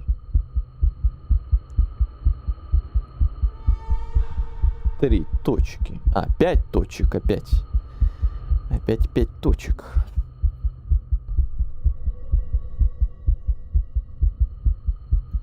Хочет поздороваться? Значит, добрый. Спокойно. Когда я наконец осмелился подойти, стало очевидно, это была всего лишь коряга. Нервный смешок вырвался из груди, тщетно пытаясь смахнуть напряжение. Я внимательнее вгляделся в неестественно изогнутый ствол дерева. На одной из веток, похожей на вытянутую руку, болтался мухомор. Его алый оттенок напоминал уголек сигареты, тлеющий в темноте. В голове звенел вопрос, каким вообще образом он мог оказаться на ветке, словно его повесили туда специально для меня. Да уж, лес сегодня казался по-особенному полным намеков. Мне его съесть? Сам не ожидая от себя, я выкрикнул вслух. Мой голос эхом разнесся почаще леса и растворился, так и не получив ответа.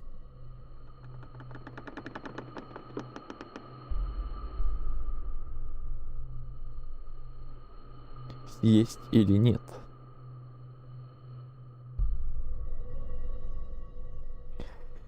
Так, ну нет. Чё, с ума сошел, что ли? Вы решили не есть мухомор. Не, это слишком тупо даже для меня. Я не хочу испытать на себе весь спектр лесных галлюцинаций. На мгновение я представил, как падаю без сознания здесь, среди деревьев, и меня находят местные мертвого или с пеной у рта. Я поморщился и отвернулся.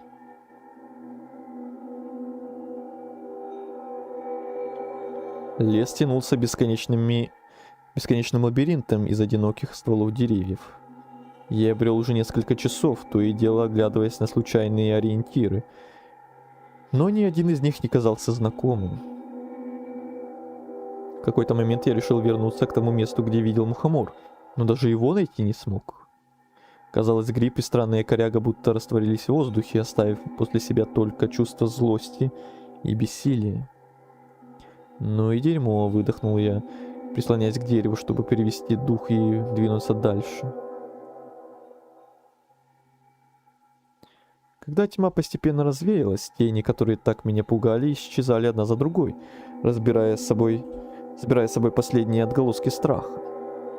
С каждой минутой жажда вырваться отсюда становилась такой же сильной, как мое разочарование от неудавшейся и откровенно тупой затеи. Ноги сами несли меня обратно к деревне, хотя каждая клетка тела кричала, что там меня ничего хорошего не ждет. Лес, который я считал спасением, оказался таким же пустым, как и мой дурацкий план. Ну конечно, чего я ожидал? Что леший выйдет из-за куста, хлопнет меня по плечу и скажет: «Не переживай, братан, я разберусь с твоими долгами». Смешно. Даже если такие сказки имели смысл, я давно не был их героем. Отлично прогулялся Леха, подумал я, пересчитывая в голове все ошибки, которые привели меня сюда.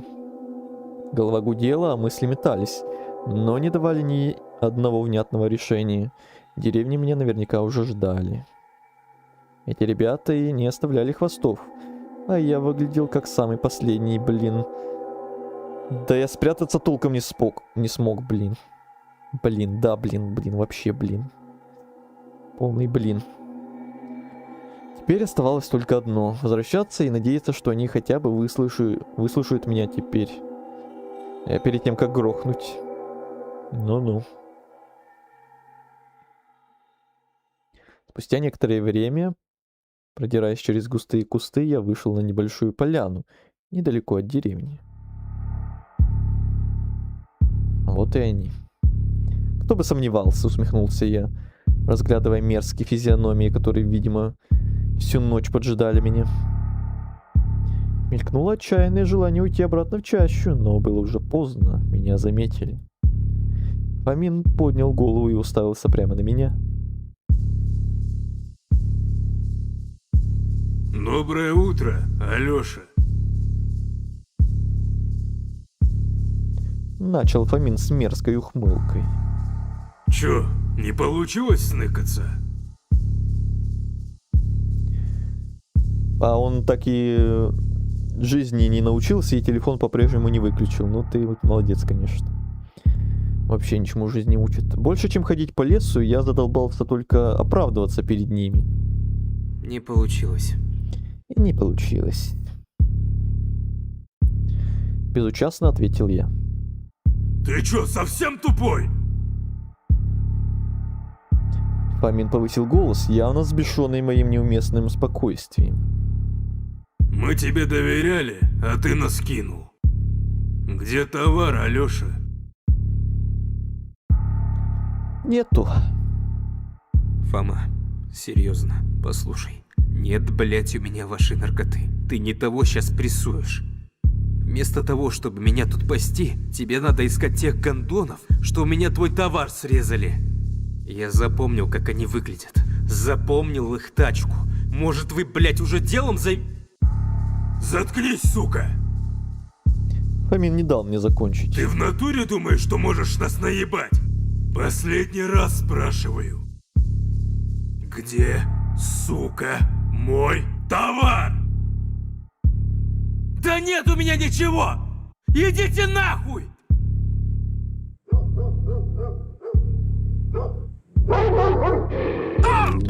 Оу!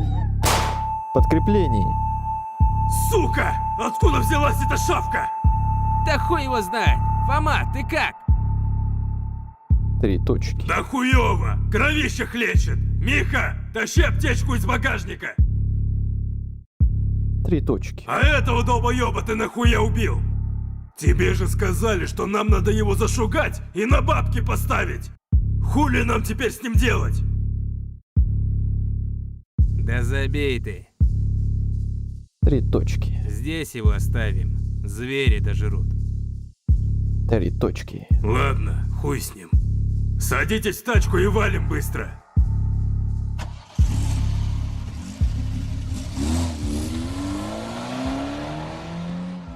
Я лежал в грязи, чувствуя, как земля подо мной холодеет. Рядом неподвижно лежало тело волка. Небо нависало серым, как грязное стекло. И все, что я мог, это пялиться в него, пока боль утихала. Все, что было, пролетело перед глазами. Шумные дни, какие-то лица, большие глупые планы. Все это казалось теперь таким жалким. Разменять жизнь на пару... Ага. Кому-то, наверное, было бы смешно. Я бы тоже посмеялся, если бы не жгучий холод, который уже добрался до груди. Моя жизнь угасала, растекаясь по земле вместе с кровью, оставляя меня на этой проклятой поляне. Тьма окончательно накрыла меня. Последнее, что осталось, тяжелое молчание леса, которое вновь захватывало мое место. Вы умерли в лесу вместе с волком. Наша первая концовка. Что еще? А, вы первый раз прошли игру. Угу. Конец. Кто бы сомневался, что первая наша концовка будет далеко не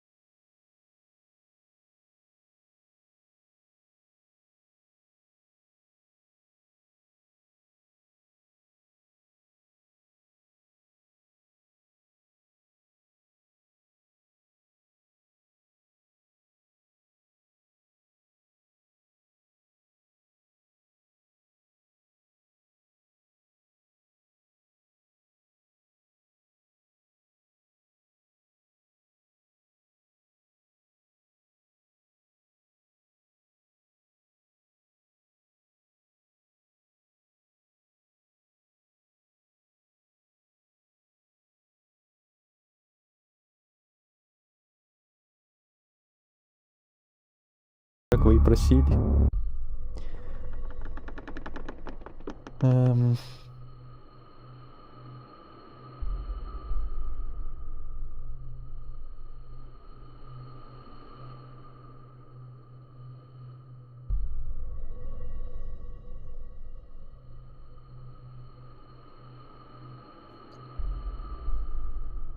Так, съесть. На всякий случай осуждаем. Вы съели мухомор. Приятного аппетита.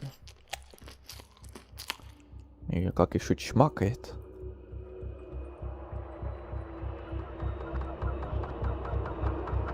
Ну, началось.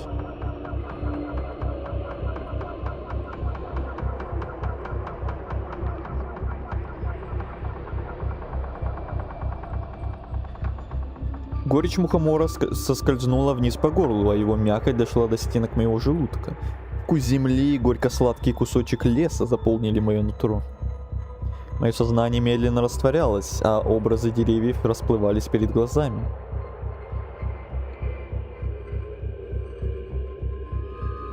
Я бесцельно брел по лесу, чувствуя, как каждый шаг отдавался пульсации в моем черепе.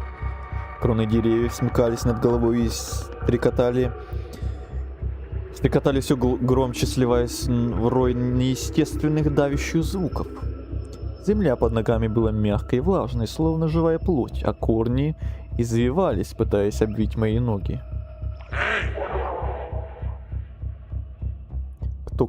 Кто-то крикнул мне из темноты, заставляя резко остановиться. Голова закружилась так сильно, что я не уловил момент, как уже повернулся в сторону звука.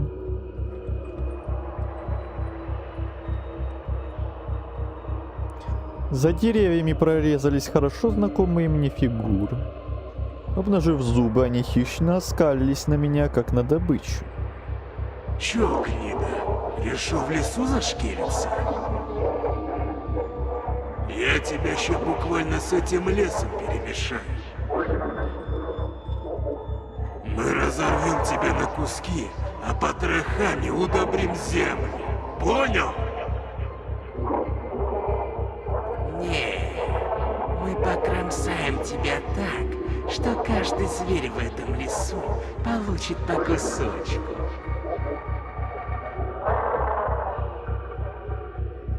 А ты будешь вопить, как забитая шавка.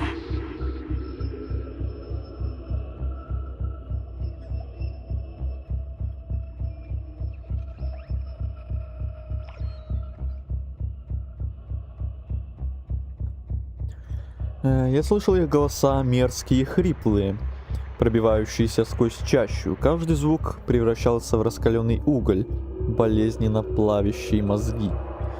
Эти твари не люди. Я их ненавидел до дрожи, до леденящего яда, разливающегося по венам. Ёбаные черти!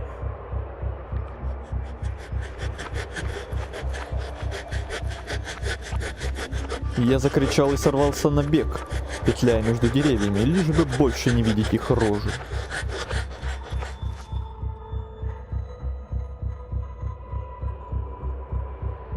Я бежал долго и, когда легкий стал жечь изнутри, перешел на шаг. Ощущение чужого присутствия никуда не исчезало. Тени деревьев двигались в такт моим шагам, а я всем нутром чувствовал, как кто-то или что-то все время следит за мной из глубины чащи. Глядевшись во тьму, я увидел бабушку.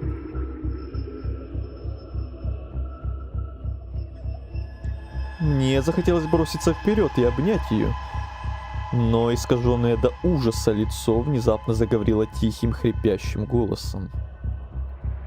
Однажды трусливый мальчишка решил сбежать от бед своих. Отправился он в глубины леса на поиски лешего, чтобы о помощи попросить. Крики нелюдские в ту ночь с другого конца леса услышать можно было. А что с ним стало, бабушка? Вот и слушай. Леший медленно на части эту суку рвал, пока тот еще хрипел. А волки тем временем грызли то, что на землю падало.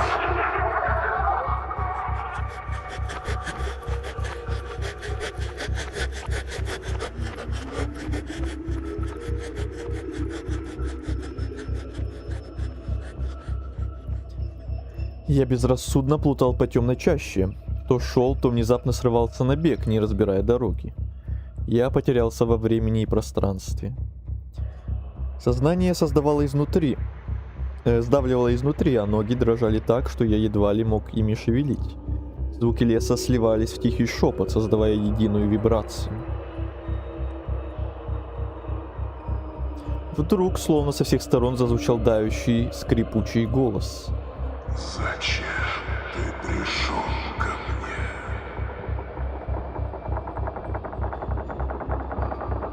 Помоги! Меня хотят убить!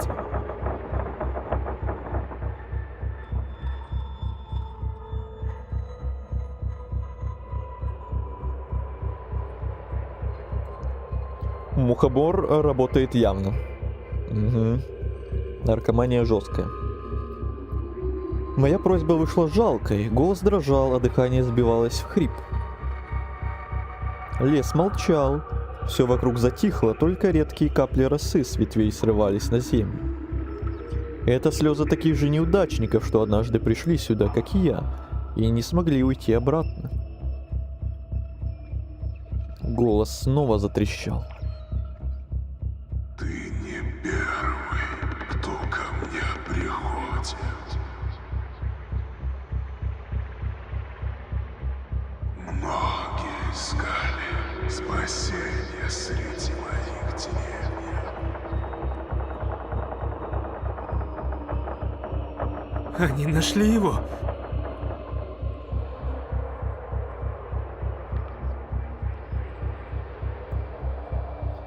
Мои слова растворялись в воздухе, а лес лишь внимательно слушал, не спеша давать ответы. Он живой. Ветер был его дыханием, а его сердце билось ритмом ударов дотла. Ударов дятла, его корни переплетались в вены, а миллионы червей кровью струились под землей. Ты прошел туда, куда не должны доходить ни твои ноги, ни твоя душа. Тут кровь легче дождя впитывается в корни.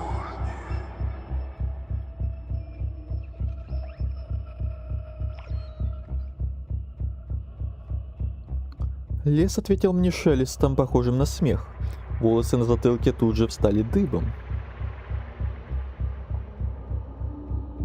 Никто не выходит отсюда целым.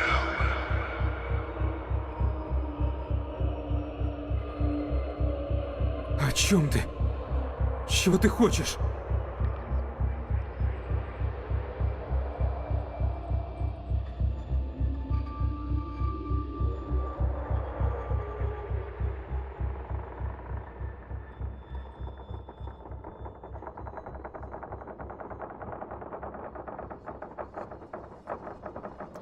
Передо мной стоял не тот монстр, которого я ожидал увидеть.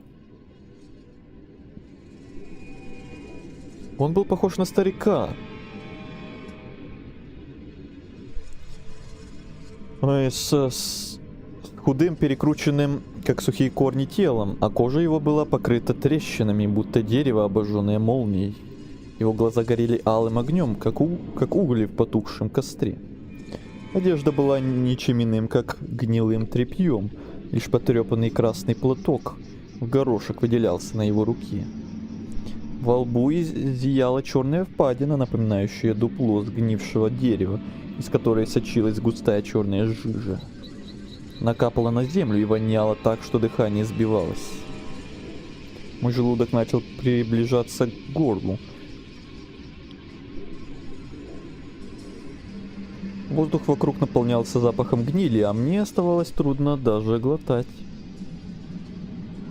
Я стоял как вкопанный с обвисшей челюстью и таращился на лешего, пока его голос не заставил меня вздрогнуть. Глаз. Что?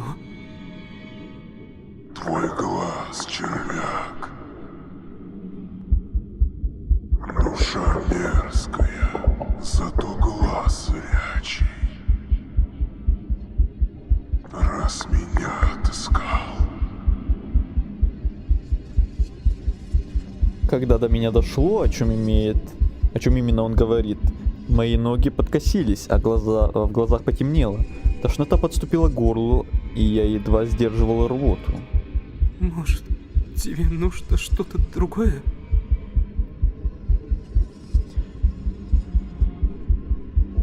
Я проскулил вопрос в жалкой попытке поторговаться с древним духом леса. Хотелось сорваться и побежать прочь, но мои ноги словно пустили корни, и я не мог пошевелиться.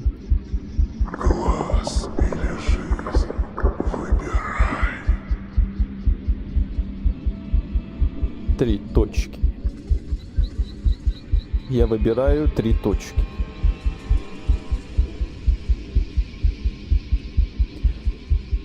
Отказать сначала, допустим. Блять. Нет. Не подходи. Выбираю вилкой в глаз. Кстати, я разобрался с той причиной, почему мне в чате не показывалось сообщения, которые на проверку сначала приходят и только потом. Я выбираю, пропустить их или нет. Это просто надо было тут один ползунок включить, чтобы мне они присылались. Вот теперь все работает, теперь присылается.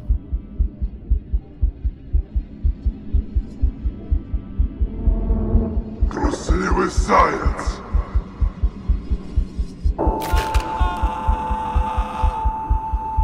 Ну вот. Вы не отдали глаз тварюку. Концовка «Трусливый заяц». Вы получили вторую концовку. Ура! Еще одна хреновая концовка. Конец.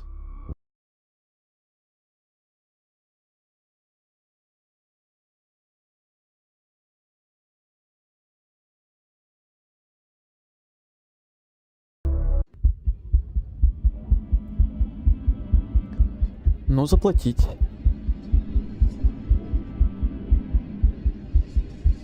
Мои руки дернулись к лицу. Желание жить разрывало меня на части. Оно орало, как раненое животное, заглушая даже ужас перед тем, что сейчас произойдет. И я уже ощущал, как его острые, как ветки колючие, как ее острые, как ветки колючего куста, пальцы будут копошиться у меня в глазнице. Я хотел кричать, молить Бога, в которого никогда не верил, но слова застряли в горле. Остались лишь только дрожь и всепоглощающий ужас, растекающийся по венам. Мозг просто отказывался верить в происходящее, но я уже сделал свой выбор. Я стоял и не мог выдавить из себя ни звука, и молча дернул головой, соглашаясь, пока страх не дал мне опомниться.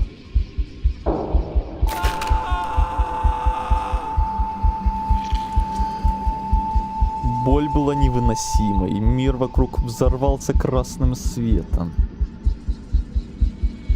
Мне словно загнали раскаленный крюк в глазницу и начали тянуть. Я услышал хлюпающий звук, какой бывает, когда мокрые отрывают от липкого. Ой, фу. Зачем такие подробности? Я чувствовал, как рвутся нервы и вены, как пульсирующее глазное яблоко вырывается из черепа. Да господи. Кровь текла теплыми ручьями по щеке, заполняя нос и рот, заставляя давиться ее металлическим тошнотворным вкусом. Сквозь завесу боли я услышал крики тварей, из-за которых я оказался здесь. Их раздирающие вопли, пропитанные первобытным ужасом, пронзили лес. А один из них орал так, будто его рвали изнутри. Его голос сорвался на хрип, и вместо слов раздался булькающий влажный звук, словно легкие превратились в кровавое месиво. Кто-то визжал, как свинья на бойне, прерываемый хрустом костей и рвущегося мяса. Я лежал и слушал, как леший рвет этих мразей на части, как их жизни затихают одна за другой. Сначала я хотел закрыть уши, но потом я не смог. Мне нравилось слышать это. Губы сами растянулись в улыбке, а в груди стало пусто и легко. Я громко засмеялся. 3 недели спустя.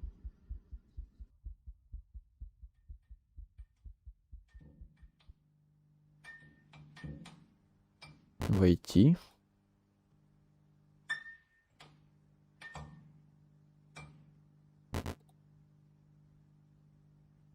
Дело номер 0707. Министерство внутренних дел.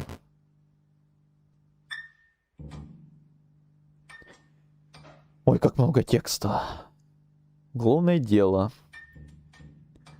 Да-да-да, тут ничего интересного. Описание происшествия. 14:30 по донесению жителя Вольховского поселка Вольфовича. Это, наверное, того деда. Патрульная группа прибыла на место.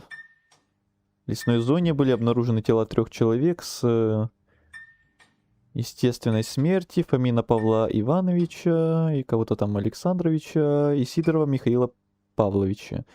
Погибших обнаружены многочисленные колотые раны. На некотором расстоянии от места происшествия был найден без сознания Смирнов Алексей Тихонович с серьезной травмой и отсутствующим глазом. По результатам первичного медицинского осмотра установлено, что Смирнов находился в состоянии наркотического опьянения, вызванного употреблением галлюциногенных грибов. Были проведены осмотр места происшествия, фотографирование, снятие отпечатков пальцев и сбор вещественных доказательств. Кровавые следы, фрагменты одежды, личные вещи погибших. Тела отправлены на судебно-медицинскую экспертизу для установления точной причины и времени смерти. Результаты экспертизы. Установлено, что смерть всех погибших наступила в результате многочисленных разрывных ранений, нанесенных острыми предметами, предположительно деревянными копьями в период с 4 по 9 утра какого-то там года. На месте преступления были найдены отпечатки пальца Смирнова и личных вещей погибших. Кровавые следы, ведущие от тел погибших к месту обнаружения, что-то там, совпадают с его группой крови. Непосредственно рядом со Смирновым было обнаружено предположительно орудие убийства в виде заостренного обломка дерева. Психиатрическая экспертиза. Судебно-психиатрическая экспертиза признала Смирнова невменяемым на момент совершения преступления. На основании собственных доказательств, свидетельских показаний, признательных показаний обвиняемого и результатов психиатрической экспертизы Смирнов Алексей Тихонович направляется на принудительное лечение в психиатрическую тюрьму. Концовка невменяемый. Это вообще есть хорошая концовка? А то 2 концовки, где нас убивают, тут концовка, где нас в тюрьму.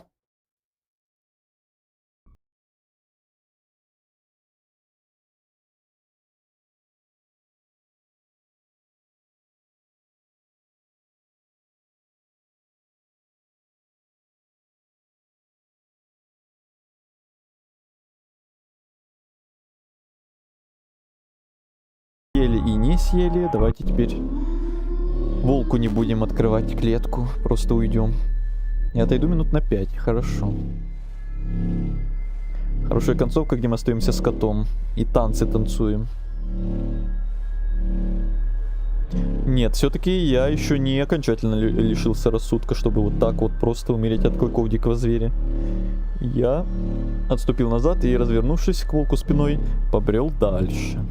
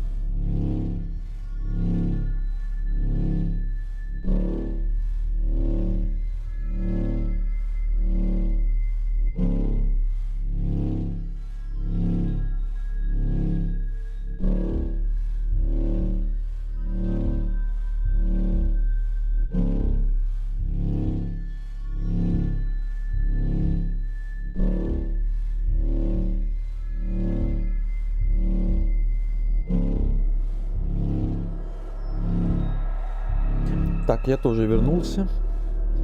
То тут пришлось тоже отвлечься чуть-чуть на пару минут. Без предупреждения.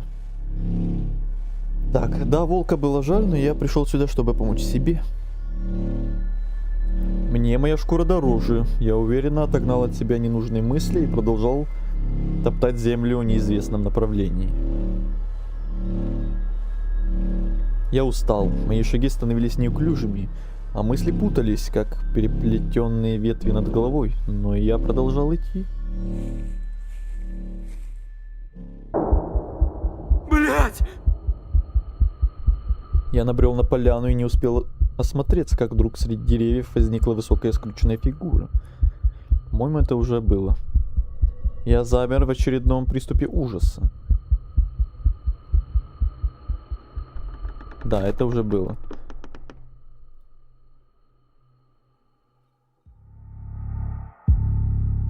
Так, а тут теперь волк нам на помощь не придет, по идее. Да нет у меня ничего! Идите нахуй! Нервы сдали. Все ярость и страх сжались в одно движение. Нож сам оказался в моей руке. Оу. Вы воспользовались ножом.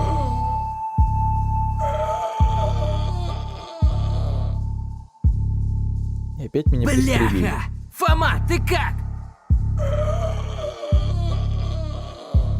Ну хотя бы одного с собой забрали. Садитесь в тачку и валим быстро!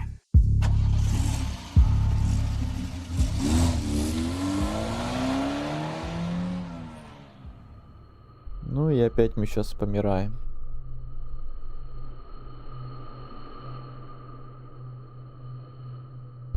Это уже было, просто теперь мы без волка одни померли.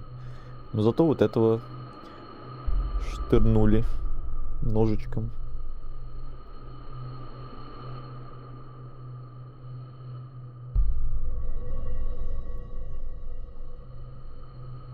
По идее, тут все то же самое.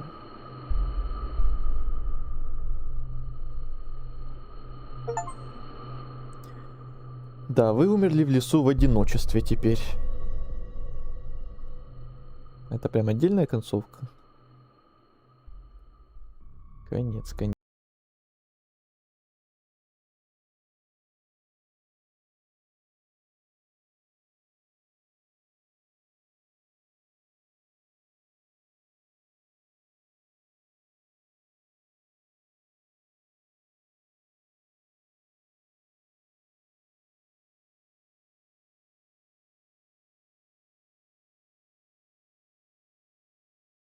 Дать отпор. Внутри меня все закипело. Рука сама потянулась за рукоятью старого ножа. Сейчас опять тут Не пырнем. подходи, сука. О, какие мы грозные. Ты охуел? В лицо.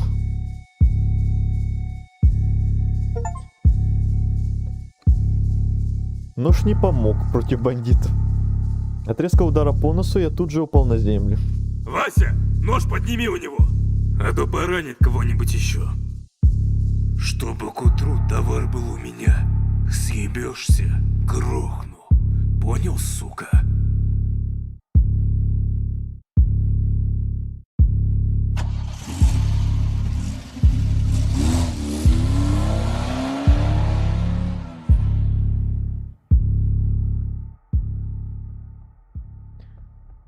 Дальше уже тоже все было.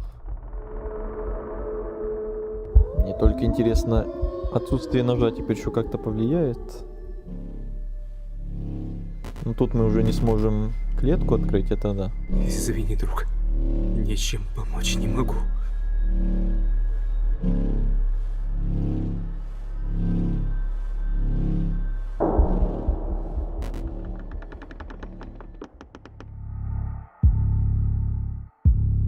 Да нет, идите на... Так, а тут мы Слышь, теперь гондон, пырнуть не можем ножом. сам иди.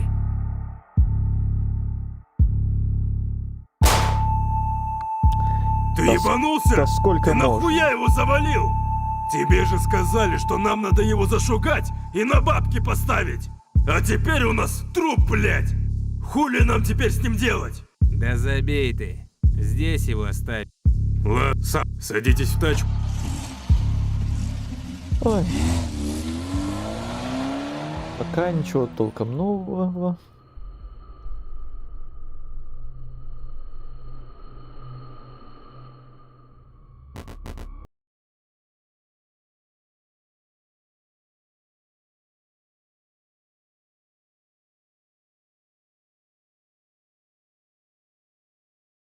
Что тут с дедом? Хочу дом купить, но вряд ли это как-то повлияет. Да вот, хочу дом в вашей деревне купить. 3 точки. Хожу, присматриваюсь. Как-то неуверенно выдал я. В нашей-то Рублевке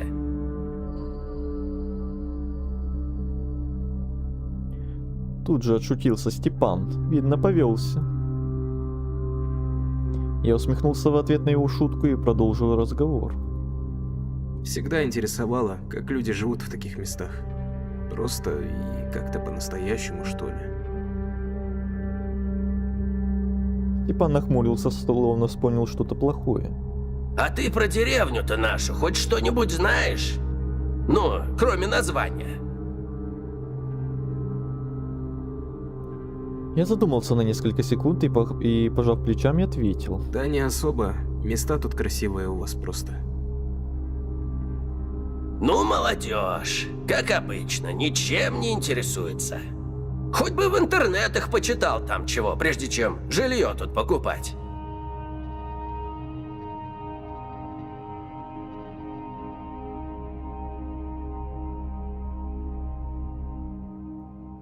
Я напрягся и вопросительно поднял бровь, не скрывая удивления. Ладно, ладно, не напрягайся ты сильно, я же в шутку. Деревня-то наша, она, понимаешь, непростая. Место это многое пережило. В каком смысле? Ну, знаешь...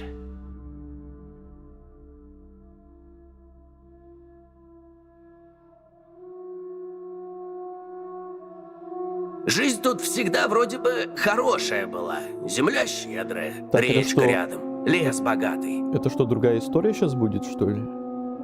Давненько тут еще народ обустроился да осел. Жили, бед не знали, вроде все хорошо было, но со временем странности начали замечать. Знаешь, за таким спокойствием, как у нас, всегда какая-то хтонь стоит. Поговаривали, будто лес здесь словно живой, места эти охраняет. Мол, если кто сюда со злом приходит, долго не живет. Я в такие байки никогда не верил. Сказки деревенские это все. Но один случай до сих пор помню. Я тогда еще совсем салагой был, под столом бегал. Под конец войны это было.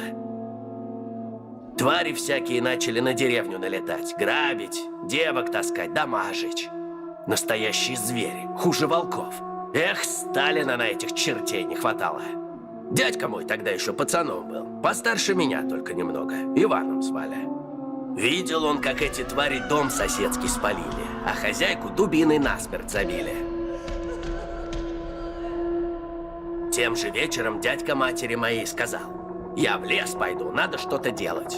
Что делать там собрался, не сказал. Только и помню, что всю ночь тогда вокруг деревни волчий вой не утихал. Дядька так и не вернулся. Пропал насовсем. И бандиты вместе с ним. Никто их больше не видел. Словно земля проглотила. Люди, понятно, шептаться начали, мол, дядька чего-то там начудил, что лес его принял. Но кто его знает?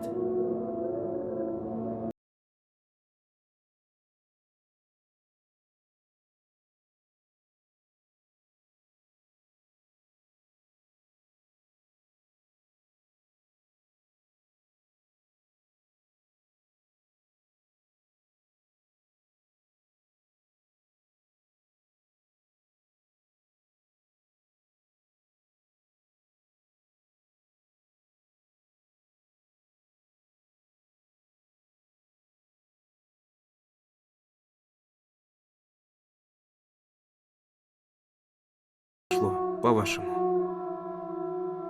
Степан задумчиво пожал плечами. А хрен его знает. Может, волки, а может и чертовщина какая. Но, похоже, чем-то случай приключился не так давно.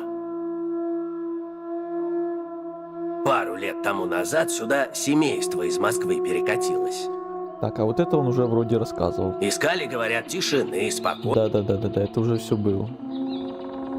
Может, леший и вправду охранять эти места?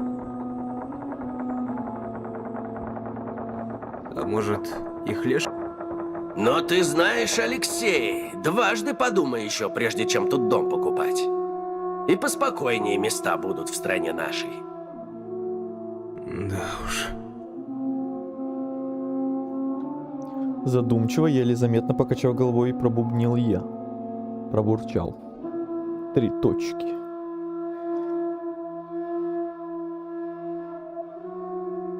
А, да, ступай, конечно.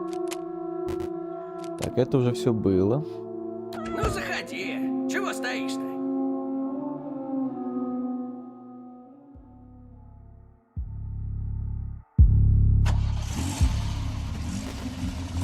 Интересно, будут ли отличия какие-то в лесу благодаря этому новому разговору?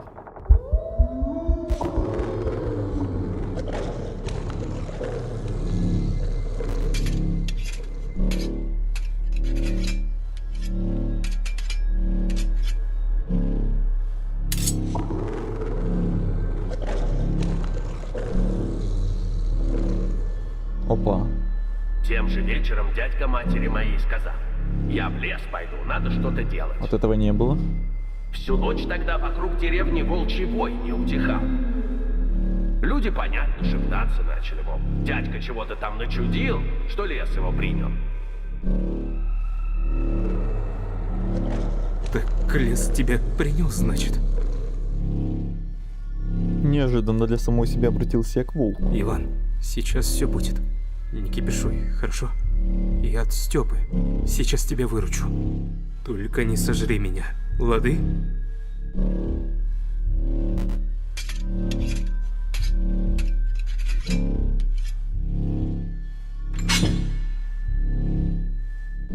О, в этот раз он за нами не гонится. Так. Что-то новенькое началось. Вы успокоили черного волка. Вот. Когда металлические челюсти с оглушительным скрежетом наконец раскрылись, волк подтянул к себе истекающую кровавую лапу. Он сразу же, будто повинуясь чему-то зову, побрел чащу леса.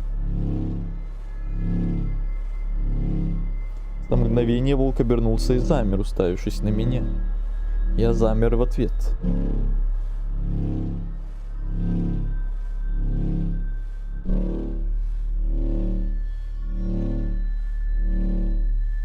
Три точки.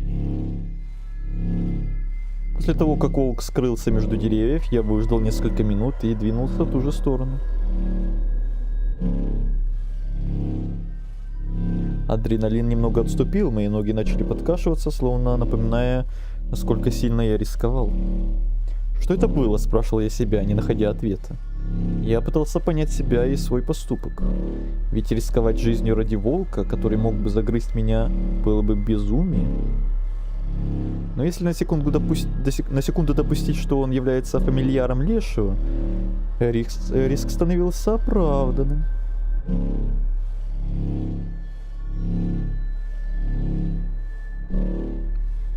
Да, это долгая история. Привет, Иван, Петров.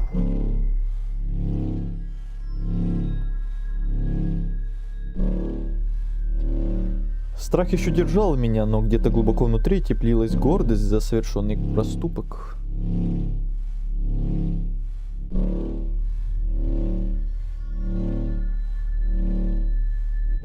Я устал, мои шаги становились неуклюжими, а мысли путались, как приплетенные ветви над головой, но я продолжал идти. Блять! Так, это все уже было. Интересно, еще раз сохранюсь. Допустим, съесть. Может, что-то теперь изменится. Раз меня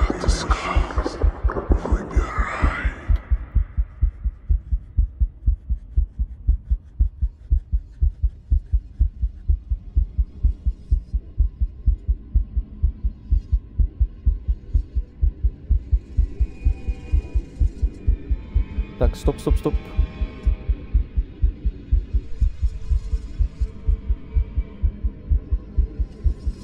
А, вот, да, вот тут что-то новое начинается. Я не мог выдавить из себя ни звука и уже собирался кивнуть в знак согласия, но внезапно гнетущую тишину прорезал волчий вой.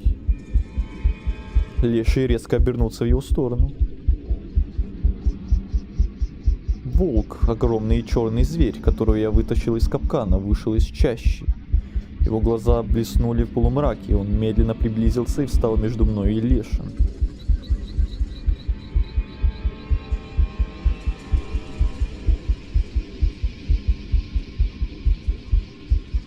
Мгновение тянулось, как вечность. Я наблюдал за тем, как два существа вели свой немой диалог. Без слов и лишних движений, они словно читали мысли друг друга. Тварюк отвернулся от волка и уставился на меня. Его взгляд был таким тяжелым, что я почувствовал, будто меня прибили к земле. Ты помог лесу. Это я молодец. Считай, что лес тебя признал. Так служи теперь ему. Слова Лешего прозвучали словно приказ. Казалось, весь лес его услышал. Ты станешь вороном, несущим мою волю. Что? А хорошая концовка тут вообще будет, где мы нормальным оставимся и просто выживем, и бандиты от нас тоже отстанут, и все будет окей, и все будет хорошо.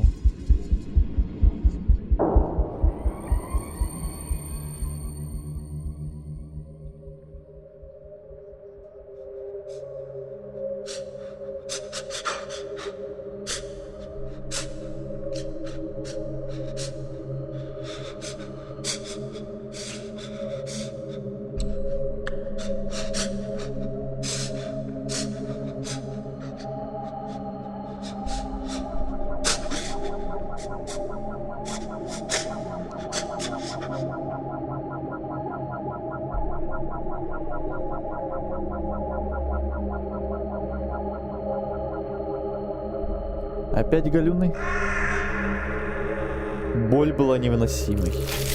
Кости черепа хрустели, вытягивая лицо. Челюсти сжимались, превращаясь в твердый клюв. Кожа расползалась, а из нее проступали черные лоскуты перьев. Руки, ломясь изнутри, вытянулись в крылья, тяжелые и мокрые от налипшей крови. Мои ноги с треском скручивались в тонкие птичьи лапы, которые тут же впились когтями в землю. Тело стало легким, но я не ощущал его чужим. Мир изменился, я стал другим, сломанным и перерожденным. Все звуки вокруг утихли, и в голове остался лишь властный голос. Голос хозяина. Пусть твой полет будет полон ярости. Пусть твои крики разнесутся над моим лесом. Пусть они достигнут ушей тех, кто обрек тебя на это. Пусть их кровь сольется с землей.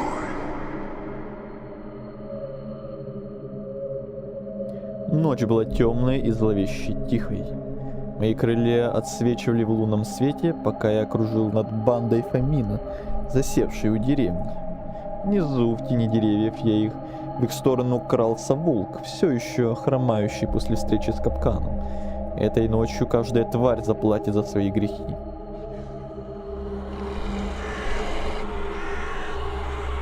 Волк напал первым, молниеносно, безжалостно. Его клыки впились в горло одному из них. Кровь брызнула фонтаном, заливая землю. Ужас охватил остальных, прежде чем они поняли, что их друг уже мертв. Наслаждаясь их криками, я пикировал внизу. Мои когти нашли цель, впиваясь в лицо отморозка. Его истошный вопль наполнил меня удовлетворением. Он пытался отбиться, но я был быстрее, проворнее. Мой клюв выкалывал его глаза, когти до костей поцарапали кожу, оставляя глубокие борозды.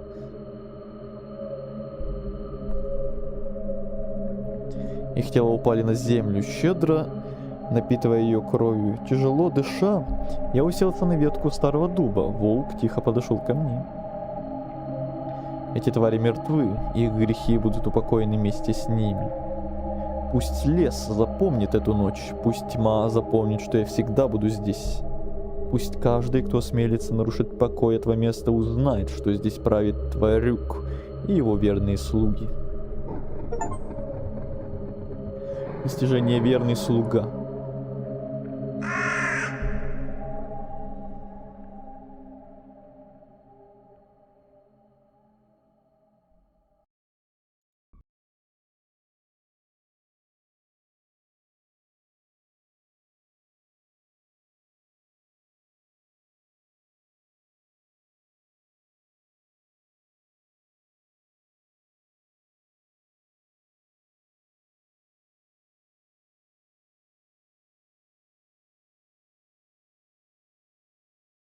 Иди сюда. Пойдем к яблоне. В этот раз. Вблизи участок оказался заброшенным. Окна в мутных разводах, местами валялся мусор. Огород покрывали густые заросли. Похоже, сюда годами никто и носа не совал. Прямо перед забором росла яблоня. Видимо, та самая, с которой смешная бабуля рвала для нас яблоки. Несмотря на общий упадок участка, дерево выглядело красивым и пышным. На каких-то ветках даже уже что-то росло. Я подошел ближе, осторожно ступая по земле, воровато оглядываясь по сторонам. Перекосившийся забор с гнилыми досками будто умолял: «Не трогай меня!» Но я не собирался останавливаться. На одной из верхних веток я заметил яблоко, похоже, уже почти созревшее, желтое со слегка красным румянцем. Высоковато, конечно. Не навернуться бы. Но раз я уже здесь, то грех отступать.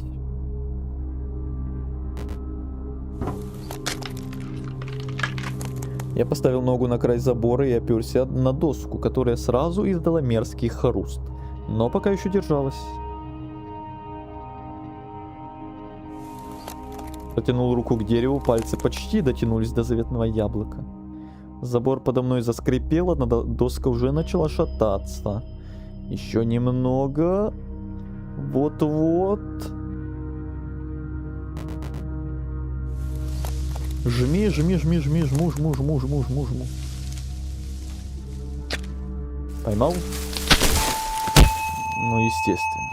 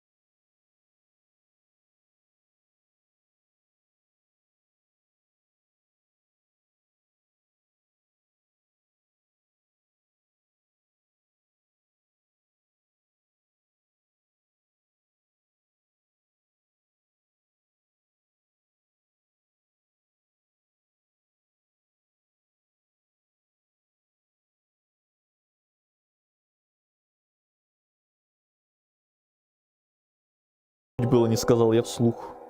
Ясное дело, промолчать я не мог, потому что буквально пытался обокрасть ее огород, а теперь сижу в ее доме.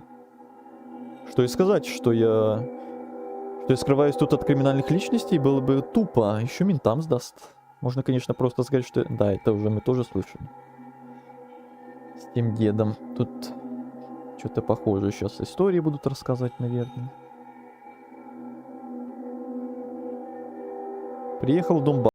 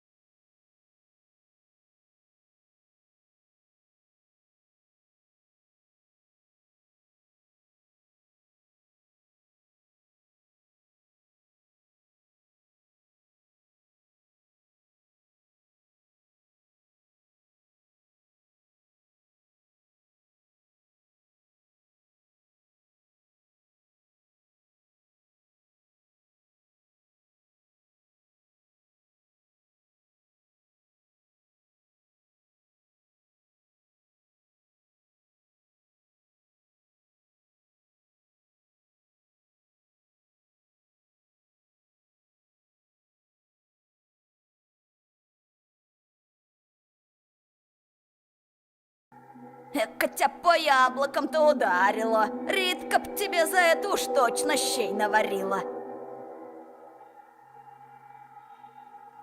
Она вон мне и на прошлой неделе наобещала пирогов напечь. Все собиралась ко мне, да что-то ей не до того.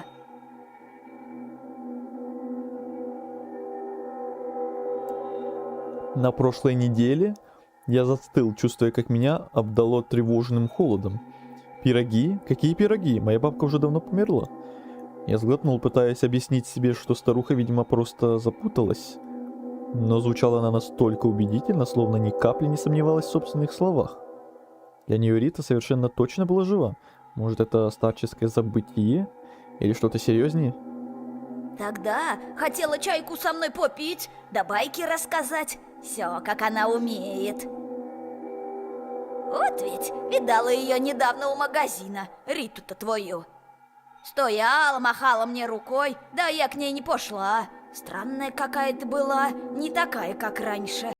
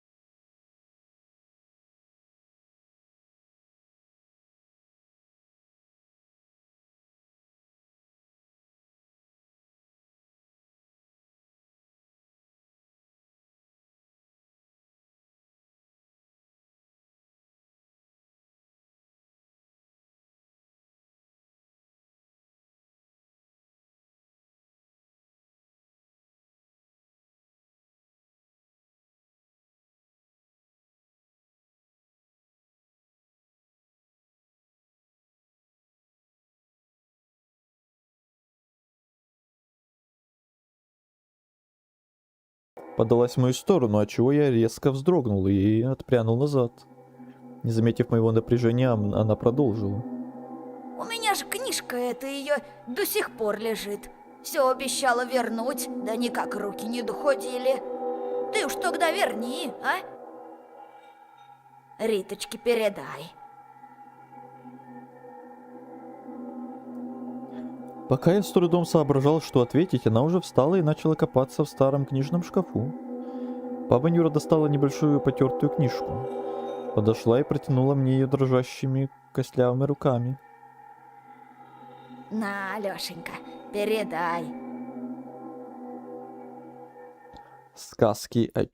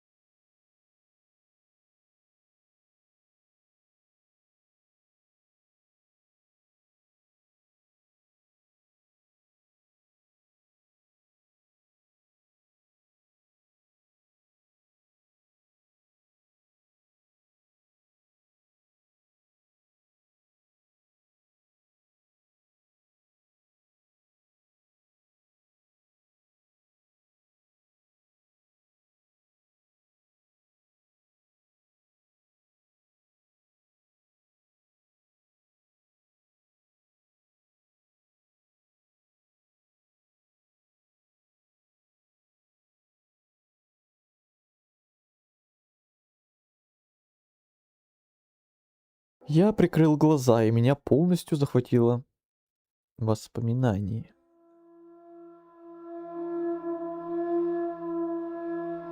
Давно это было. Так давно, что ни тебя, ни меня даже еще в помине не было. Но лес тогда, как и сегодня, окружал нашу деревню со всех сторон. Такой темный и густой, что ветви его деревьев сжимались в непроглядную стену. Свет в него почти не проникал, а кроны уходили так высоко, что солнце сквозь листву не пробивалось. Лес этот был непростым. Там, говорили, жили силы древние, которых боялись и уважали и люди, и звери. Селяне с опаской в чащу по грибы и ягоды, да за хворостом ходили, возвращаясь всегда до темноты. И дедушкам наказывали, чтобы те одни в лес не захаживали, а чуть что, домой бежали. Ночью, если прислушаться, можно было услышать шорохи да шепотки едва уловимые. Будто сам лес предостерегал тех,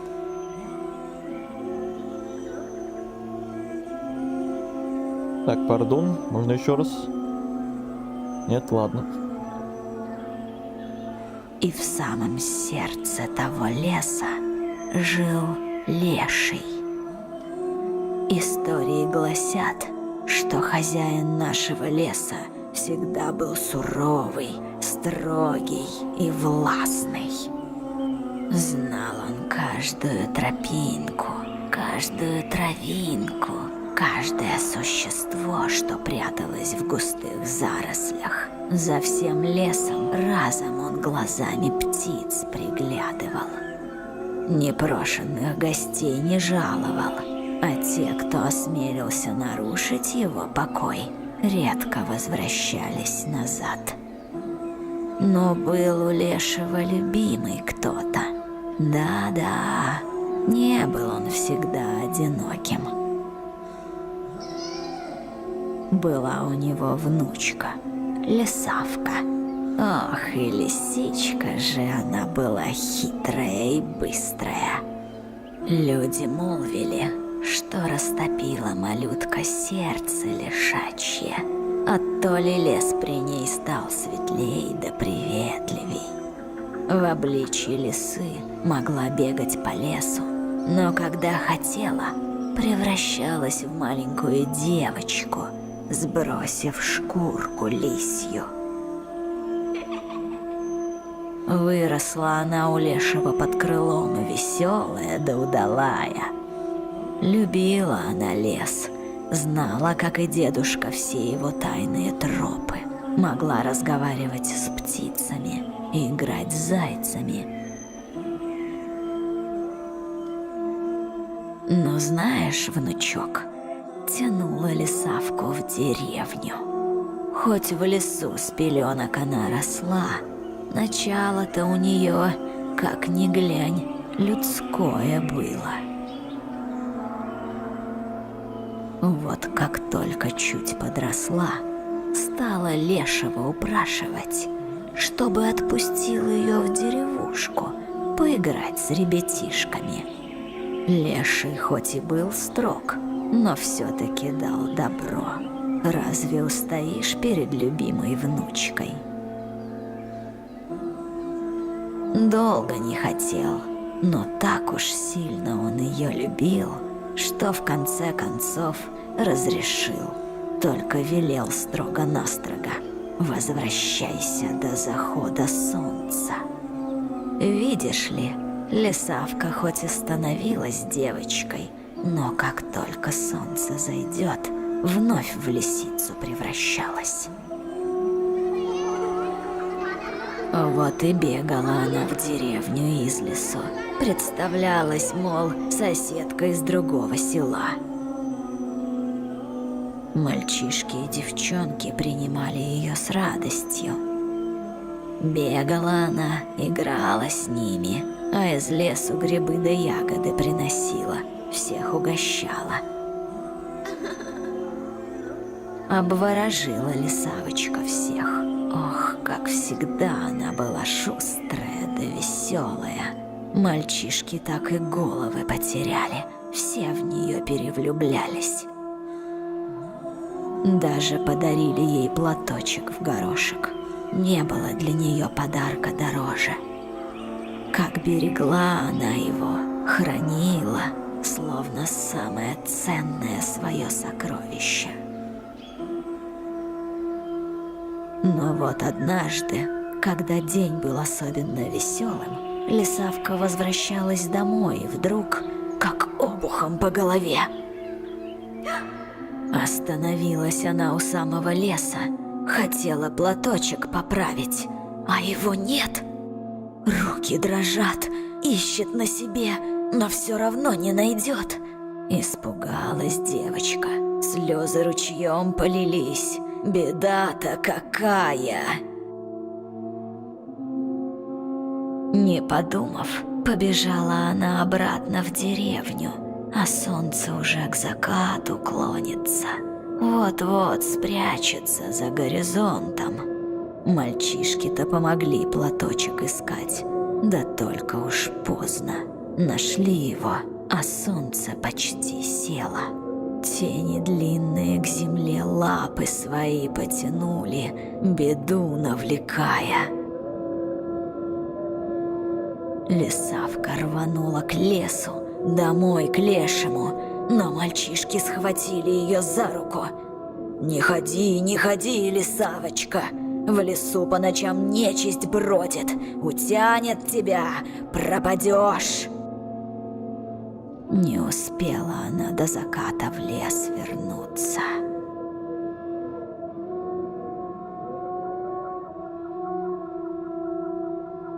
Прямо на глазах у ребят она лисою обернулась. Пыталась лисавка объясниться перед ними, да только вот по лисье люди-то не понимают.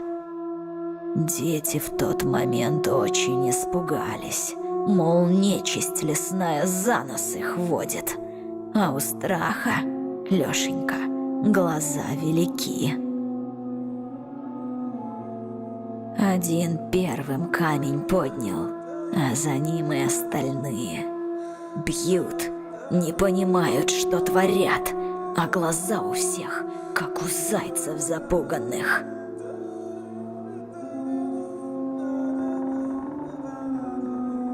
Леший стоял на краю леса, как обычно, прислушиваясь к шорохам ночи, как вдруг все вокруг стихло. Сама природа затаила дыхание. Он сразу понял — беда. Внучка никогда так долго не пропадала. Тревога, как змея, вползла в сердце, сжав его своими холодными кольцами. Искал он долго, каждый куст, каждую тропинку осмотрел, а сердце все сильнее ныло от предчувствия беды. И вот горюшка-то какое, на самой опушке, под деревом, лежала лисавочка в обличье лисьем, забитая до смерти. А рядом окровавленный платочек, тот самый, что ей мальчишки подарили. Леший медленно опустился на колени, глядя на нее, а в груди его разгорался огонь ярости.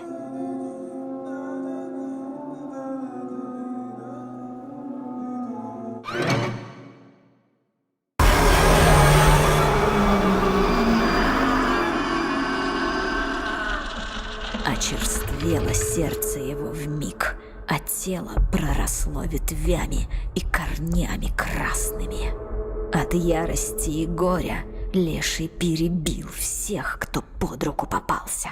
Земля по всей округе тогда досыта кровью напиталась. А сам он ушел в самую сердцевину леса, затаился среди деревьев. После ночи той жители села Лешего тварюком-то и прозвали, потому что страшнее твари было не сыскать.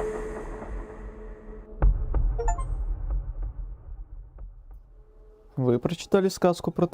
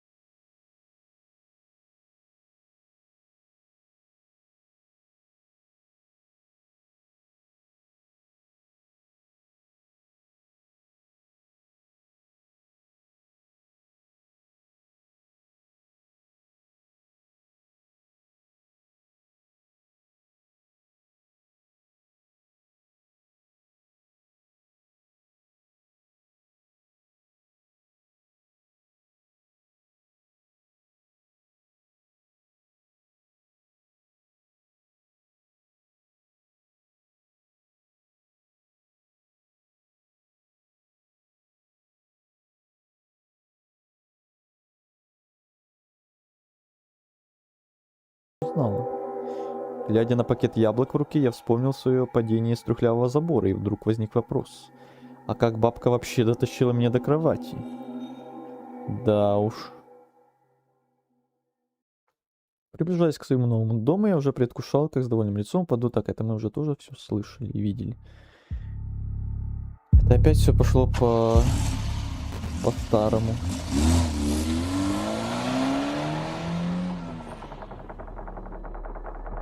Интересно, будет ли сейчас что-то новое.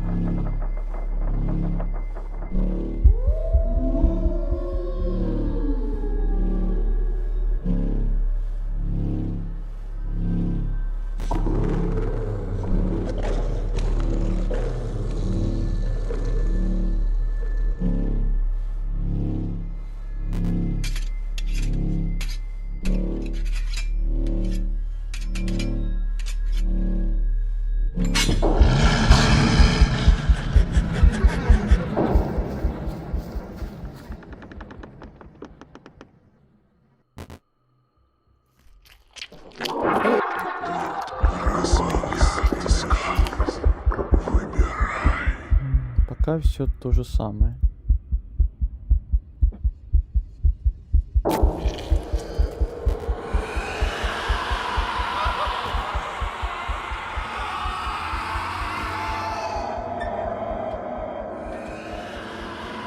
Да, ничего тут нового. Трусливый заяц! Ага.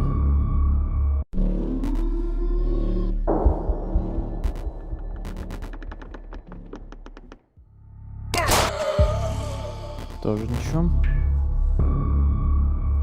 А если я бабке ткну?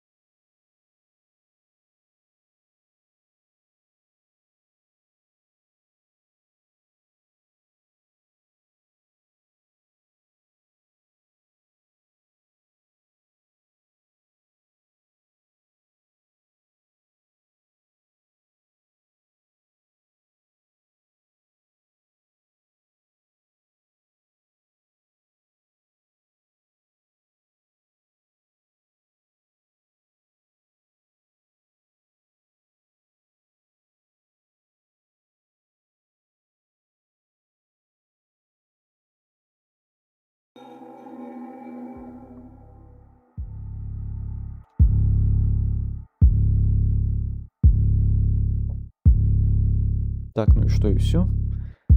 Может, что-то с ножом там еще связанное будет? Для последней концовки. Ты это имел в виду, Игорь? Скажешь мне, что сделать, или что ты имел в виду? Так, мне еще интересно, сколько у нас уже там достижений насобиралось. 22 из 30. Ого, еще 8 штук где-то.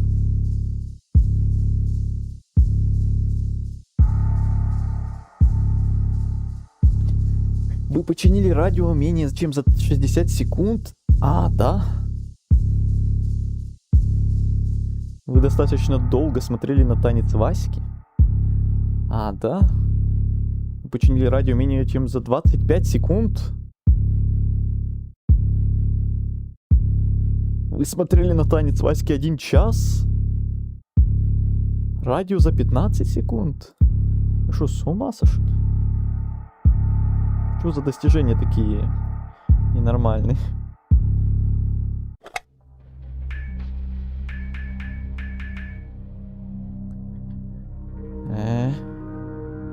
Сейчас какой-то спидран, походу, будет.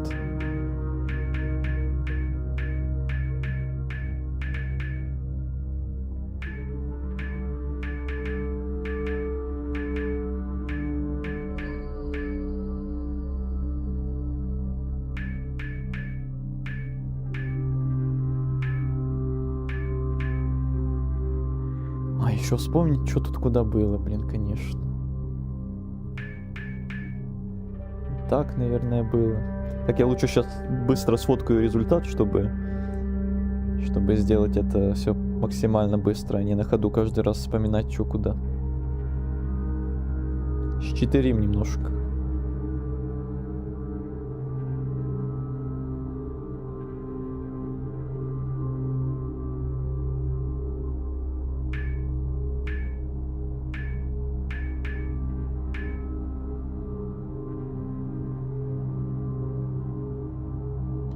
Тут все так, тут все так.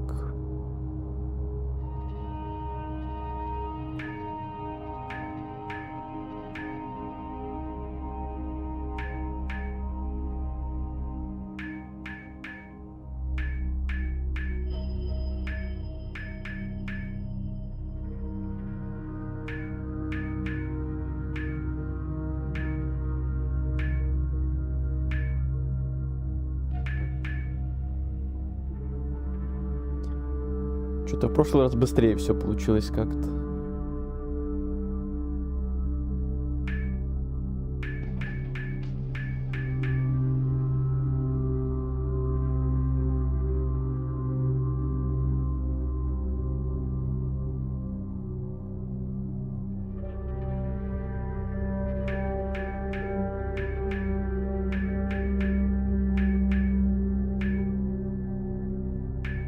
О, быстро фоткаем.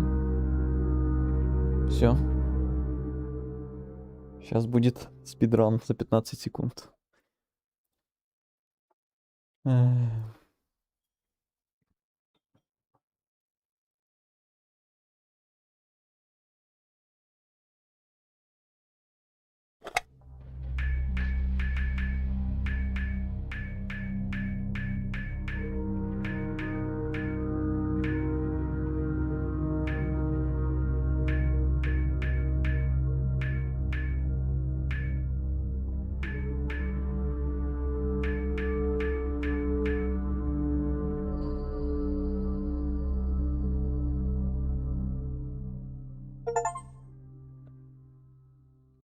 «60, 40, 25 секунд. А 15 что, не успел?»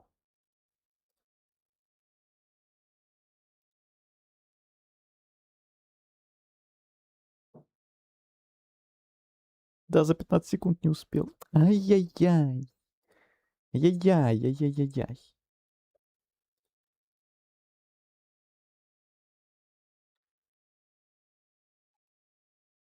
Я хотел сказать, что тебе, Нюри, надо другой ответ дать, но ты уже сделал. Ну, мы же стараемся все посмотреть. Что тут еще надо сделать для последней концовки? Я пока вот что-то не понимаю. Наверное, что-то с ножом связано. Надо нож не взять, наоборот. И что-то где-то там, наверное, будет. Да, у меня ножа с собой как раз не будет. Иначе я не знаю, что еще. Я вроде тут везде все попробовал. Типа того.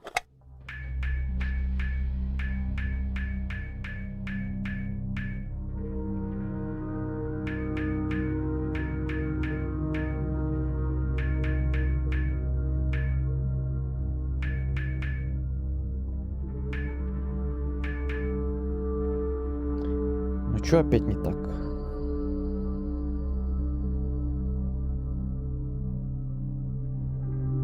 А, ну, конечно.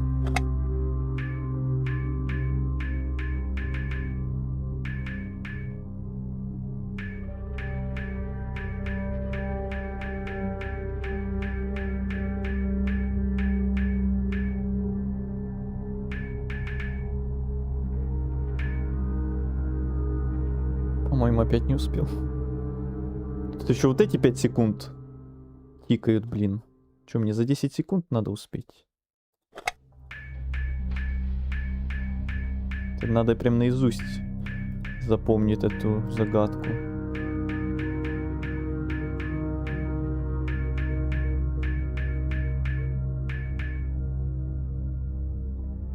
Ну вот зачем вот эти лишние 5 секунд просто тикают? О, все, успел. С этим разобрался. Может, за это будет секретная концовка? А? Я был бы не против.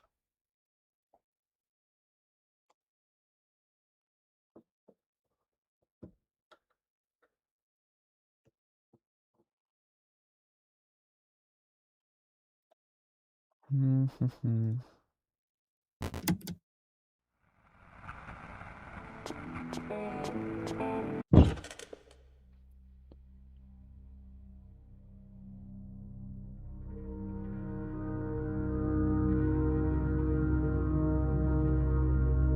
Так, еще 4 достижения осталось. Одно секретное, это, наверное, как раз последняя концовка, и достаточно долго смотрели танец Васьки. Все концовки понятны, и танец Васьки 1 час. Капец. Что значит достаточно долго, и что... И зачем это вообще придумали?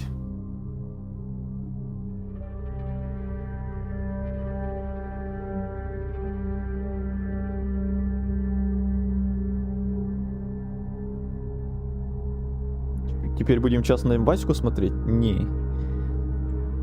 Конечно, нет.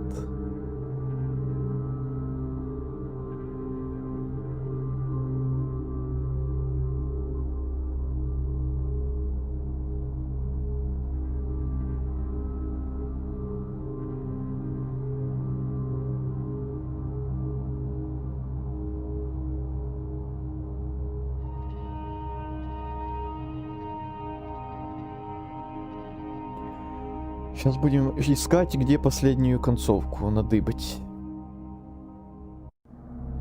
Так, вот тут, допустим, не берем нож. Не, оставлю его здесь, нахрена он мне. Вот и правильно.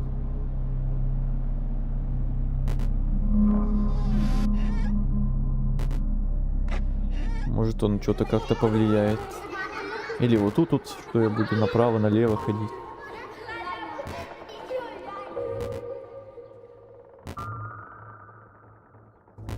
Хотя тут очень вряд ли что-то вообще повлияет. Вот эти право-лево.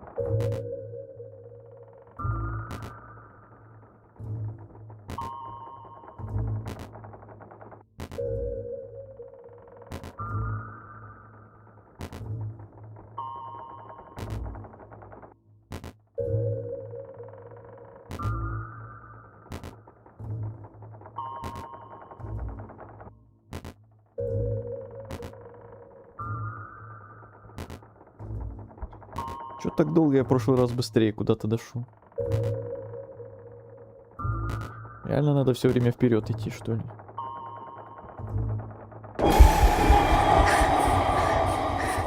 Блин, а жаль, что не будем смотреть час. Ну, вы что, серьезно? Вам так этот кот смешной понравился? Танцы-шманцы эти его.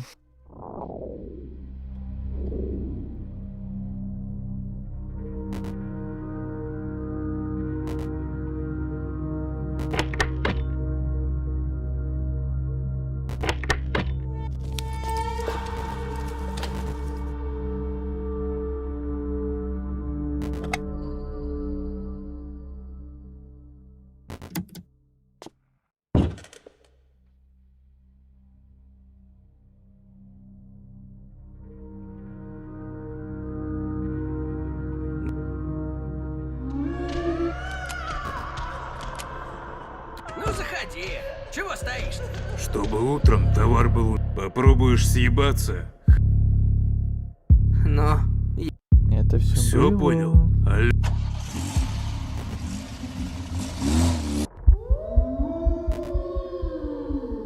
Извини, друг. Ничем помочь не могу.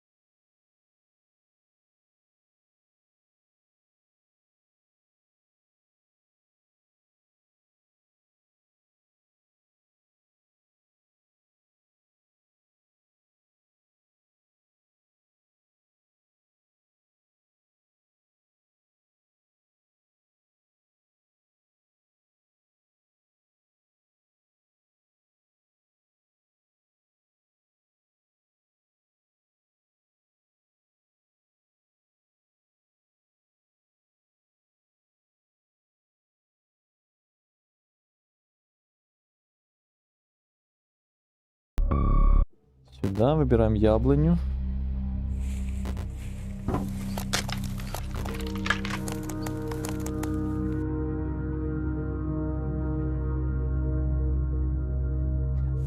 точно, точно, я вспомнил еще один момент, где мы не проверили. Это вот тут вот, по-моему.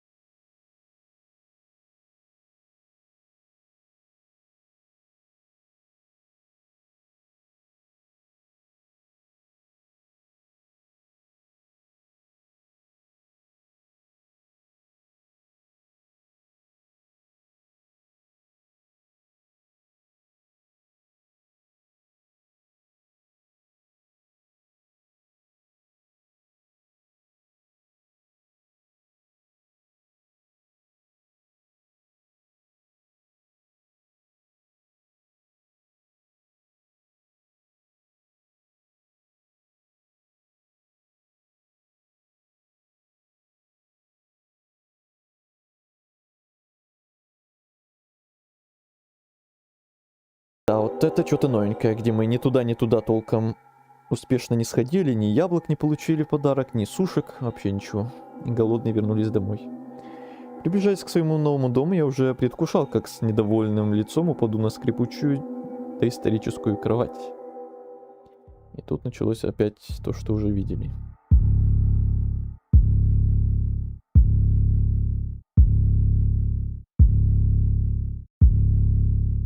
Ну,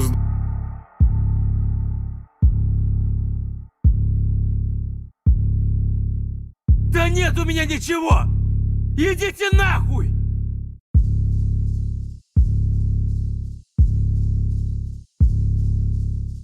Вся злость сжалась в одном движении, нож сам оказался в моей руке.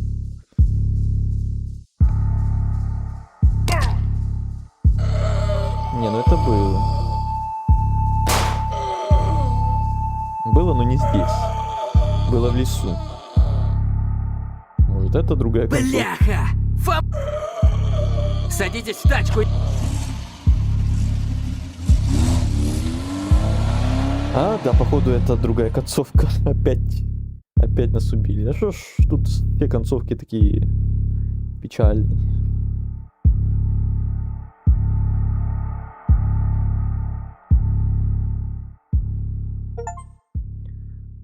Все, вы прошли все концовки. Вы умерли у своего дома. Вау.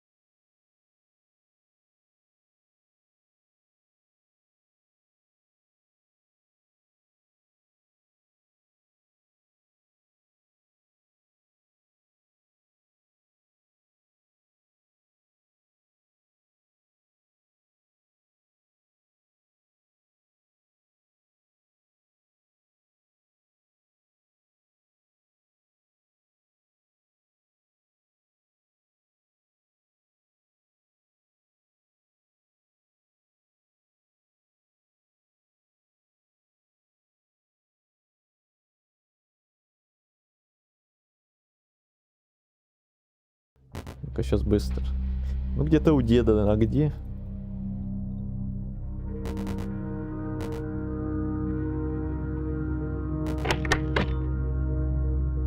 Эй,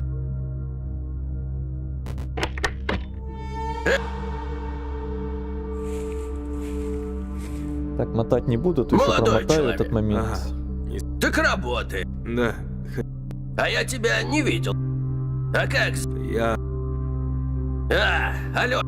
Давай. Ну ж, меня Степан. Ну пойдем.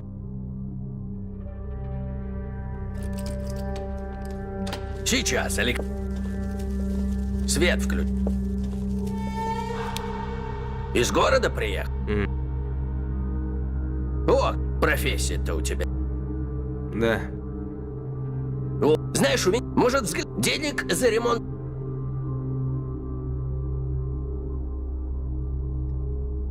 Ой, там, где он нам рассказы, что ли, говорил, там может.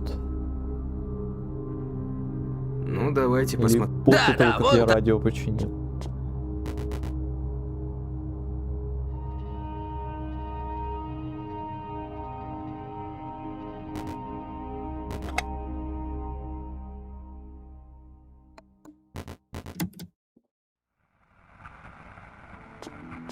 Мне нравятся такие игры на один стрим, классно.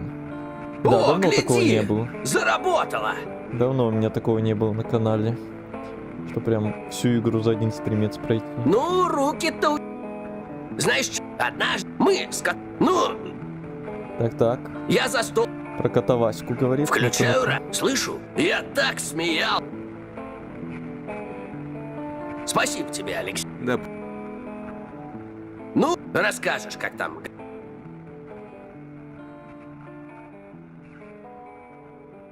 Ну, вот и замечательно. Пошли.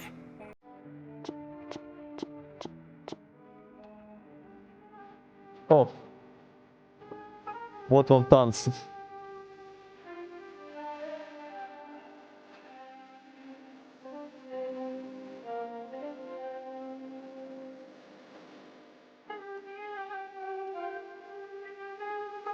Танцующий кот. Йоу. Туц. И целый чат, конечно, мы не будем смотреть, ни в коем случае. Может, я сейчас на фоне просто оставлю и пойду дела какие-то делать. Так, это надо защитить. Сколько? 22:30 где-то примерно мы его включили. Значит, где-то в 23:30 я должен сюда вернуться. Да. Такие вот дела. На таком смешном моменте стрим будем заканчивать, значит. Сколько мы игру играли? 3,5 часа. Неплохо, довольно быстро успели. Я думал, что с этими всеми концовками может и подольше стрим растянется, но нормально. Как раз мой классический, грубо говоря, стрим 3,5 часа. Хотя у меня уже этих 3,5 часовых стримов уже давно, по-моему, и не было. У нас на постоянку какие-то 6-часовые уже стримы у нас на постоянку какие-то там были.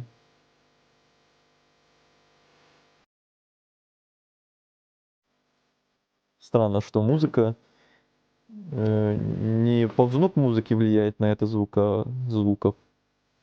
Ладно. Губа не дура. Ай, ладно.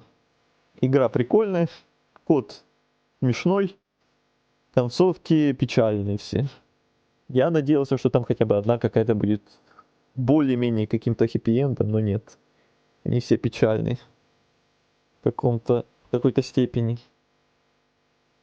4 так вообще с полным плохим финалом, а 2 таким тоже мега сомнительным финалом. Так вот, истинная концовка. Да, на час танцев. Концовка как же.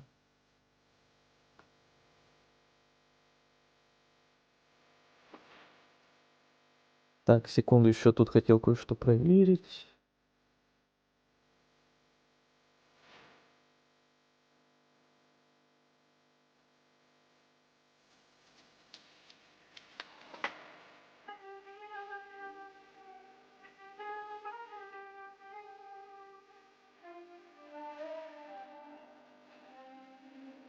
Так, вроде все.